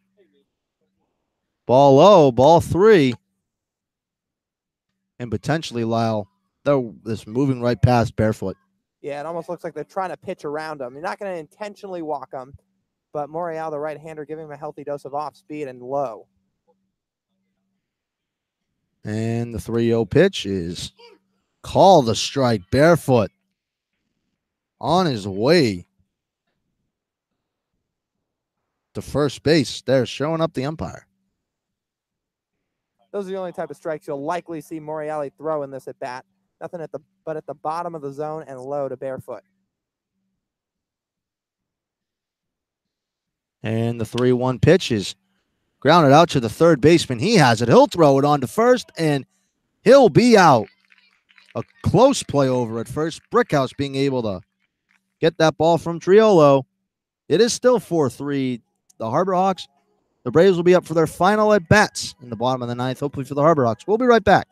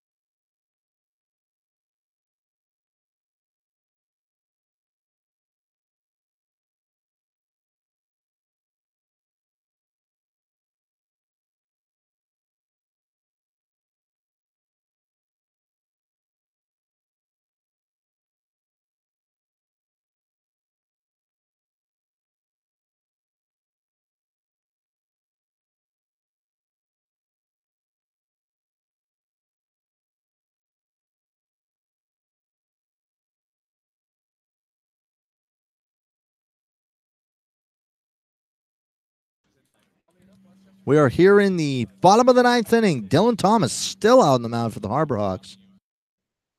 Hopefully we'll be able to finish off the last 7 outs as he currently is retired 4 outs. Barzell now up to lead things off in the bottom of the ninth. The Harbor Hawks are up by 1 run. It is 4-3. And the first pitch in the bottom of the ninth from Thomas is low inside, right around Barzell's shoe tops. And a big spot here for the Harbor Hawks. 1-0 pitch. In for a strike, low, inside. Right around where the same spot was that first pitch, but just a little up. And the 1-0 pitch is grounded out to Thomas. He'll throw it on to first for the first out. A quick out in the bottom of the ninth. Dylan Thomas, a weak chopper right back to him, just jogged over to first, underhanded it to Seth Gray. He came in for Ryan Pepio in this appearance. The second baseman. And Thomas is no stranger to multi-inning appearances here on the Cape, as this is the 4th time this summer he's making a multi-inning appearance, but he only has 1 save in a situation where he's thrown over an inning, and that came back on June the 27th against the Brewster Whitecaps. He threw an inning in a third and picked up the save on the road at Stony Brook Field. And it looked like the home plate umpire was looking at the ball to see if something was on it, but it was just dirty, so he just gave him a new ball.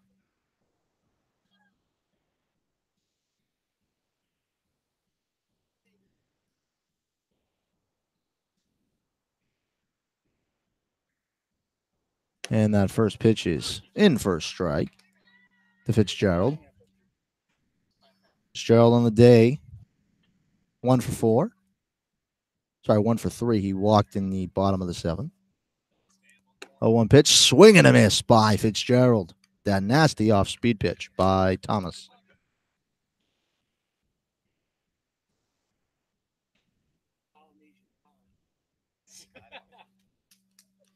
It is an 0-2 count. And the 0-2 pitch. That is outside for a ball. Looked like a good pitch from Thomas. Count's now sitting at 1-2. That next pitch is fouled off Brady Lindsley's head there. He's all right, though. And Dylan Thomas, in terms of just natural stuff, not a guy that overpowers you with anything. Fastball sits in the mid to high 80s along with some sweeping breaking stuff. When you look at the numbers, he's an absolute strikeout machine. 19 punch-outs on the summer compared to just 1 walk. How about that? Leads the Cape in saves with 6. And the 1-2 pitch. Swing and a miss. Strike 3. And quickly down to their last out. Now batting the left is the Bourne from Braves. Georgia Tech, Oscar Serratos. Dylan Thomas just punching out Fitzgerald swinging right on the outer half, and he swung right over the top of it. Oscar Serratos, the last hope for the Bourne Braves. Trying to break their losing streak. First pitch is in for a strike. The Harbor Hawks trying not to have a losing streak as they lost last night. They were able to come here just 2 nights ago and be able to beat the Bourne Braves 5-2. 0-1 pitch. That is outside for a ball. Count evens at 1-1. 2 outs in the bottom of the 9th. 1-1 pitch. Inside there. Serratos there did not go, though. Counts now at 2-1.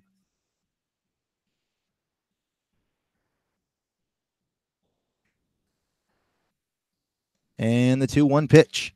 That is in for a strike. Serratos there bending his knees as he was not expecting that one. Down to their final strike here at Doran Park. And the 2-2 pitch from Dylan Thomas. And he went strike 3, and that's going to do it here at Doran Park. The Harbor Hawks able to grab the win here, 4-3 on the road. That's the ball game, folks. The Braves are off tomorrow, and they're on the road on Tuesday. And a good win for the Harbor Hawks tonight. They go out 4-0 through the first 5 innings. Bourne Braves chip away in what would be the 6th and 7th inning. They put up a 1 run in the 6th and a pair in the 7th. Started to get to the Harbor Hawks bullpen a little bit, but Dylan Thomas has been locked down all season long, and the same story here tonight. Finishes the game off for the Harbor Hawks after coming in for Ryan Pepio. Goes 2 1/3 innings tonight, the final 2 1/3. Picks up his 7th save of the summer, which still leads the Cape, and gives the Harbor Hawks their 17th win.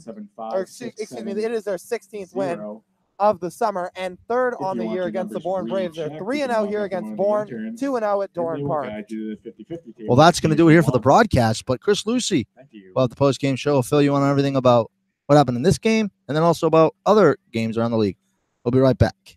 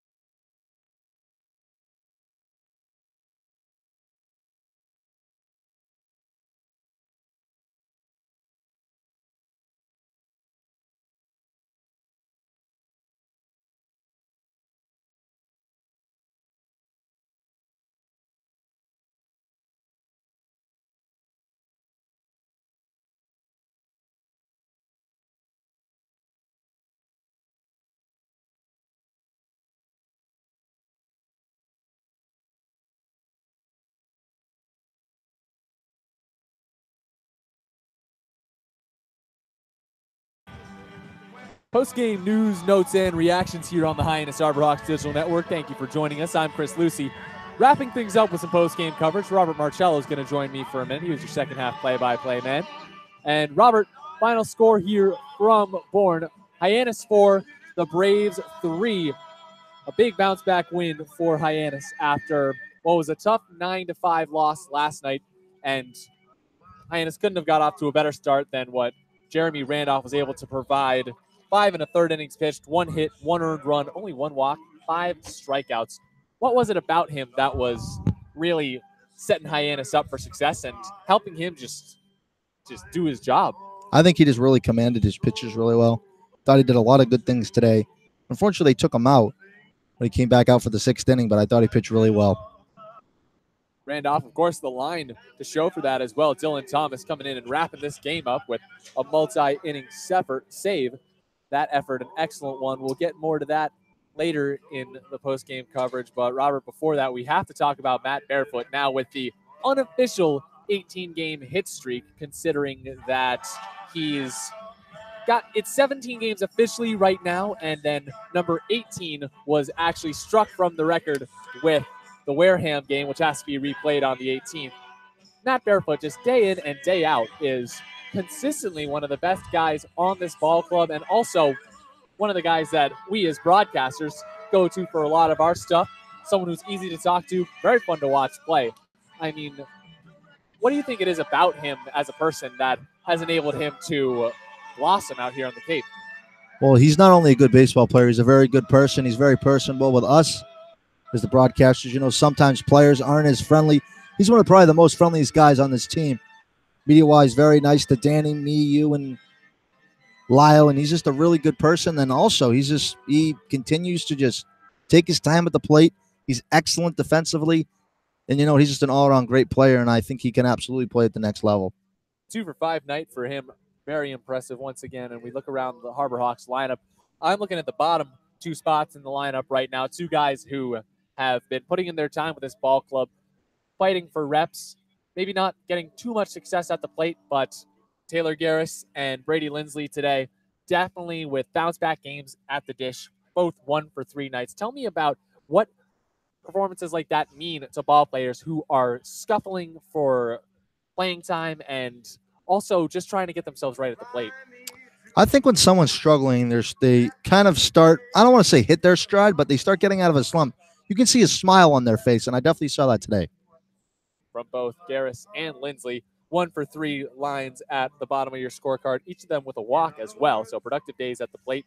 And then Seth Gray with his big debut at first base, both of his parents in attendance, and you see his dad Jason over there with Seth's bat on his shoulder, maybe showing a couple of the other interns how he taught the young man to hit and swing the stick quite well. 2 for 4 on the day. I mean, you just can't, I mean, Seth is just unflappable, isn't he? Seth is a great player, you know. Now, being willing to play over at first base means absolutely he's a team guy. You know, he definitely has fun with his teammates. He definitely has fun with our silent reporter, Danielle Terzer, him and Gavin Hollowell, always full bombing interviews. And, you know, he's a good guy. We got a lot of good guys on this team. And, I mean, you see Seth with a bit of versatility now moving to the other corner out infield spot. What does that mean for the Harborhawks maybe come down the stretch of the season when you kind of throw out the tiredness and other things and just throw out the same kind of guns a-blazing lineup every day, maybe around playoff time when you just want to have your best out there?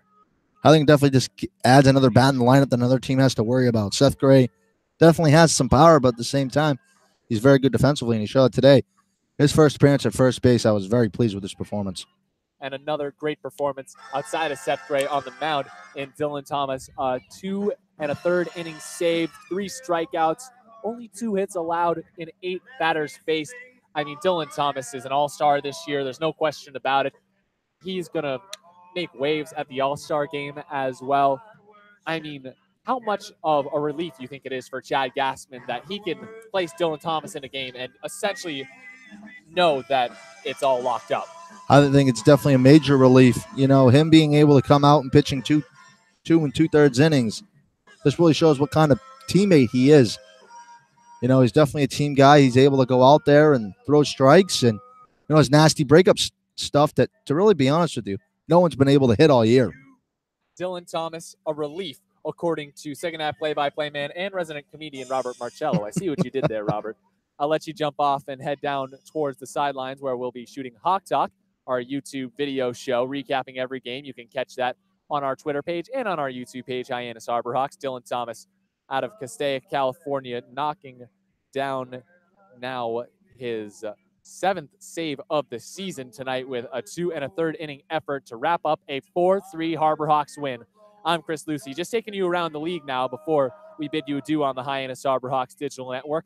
Most of the results that I spoke about in the top of the fourth inning have held, except Katuitt scraped one run together against the Commodores, who won 8-1 down at Lowell Park. A 2 hour and 15-minute game, a quick one down there. So Katuitt unable to get anything going against the Falmouth Commodores.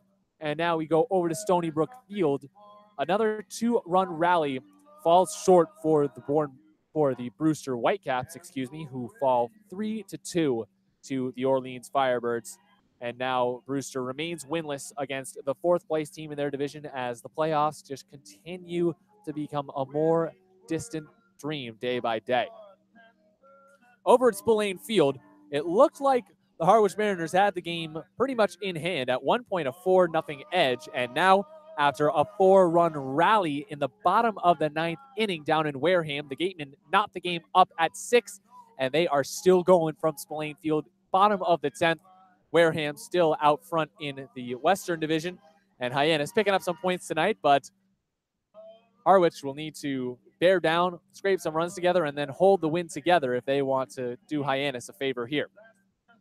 Wrapping up the Around the League coverage here on the Hyannis Harborhawks Digital Network, Yarmouth Dennis out front 5-3 over the Chatham Anglers. That one going down at Veterans Field. Definitely not enough light to go around to play that one on Red Wilson Field, one of 2 ties for the Harborhawks coming down in Yarmouth this season. That game called to darkness. And that'll be all here on the Hyannis Harborhawks Digital Network for the live game broadcast. Thank you so much for joining us. On behalf of sideline reporter Dani Terzer, first half play-by-play man Lyle Goldstein, and second half play-by-play man Robert Marcello, I'm Chris Lucey. Thanks always to you for tuning in and listening to us. You can catch us after the off day right back here in Bourne for another matchup against the Bourne Braves. Or you can actually catch that one. Nope, that'll be in Bourne. So be sure to tune in right here on the Hyannis Harborhawks Digital Network after the off day on Monday for Scout Day. Thanks again for joining us, and have a great night.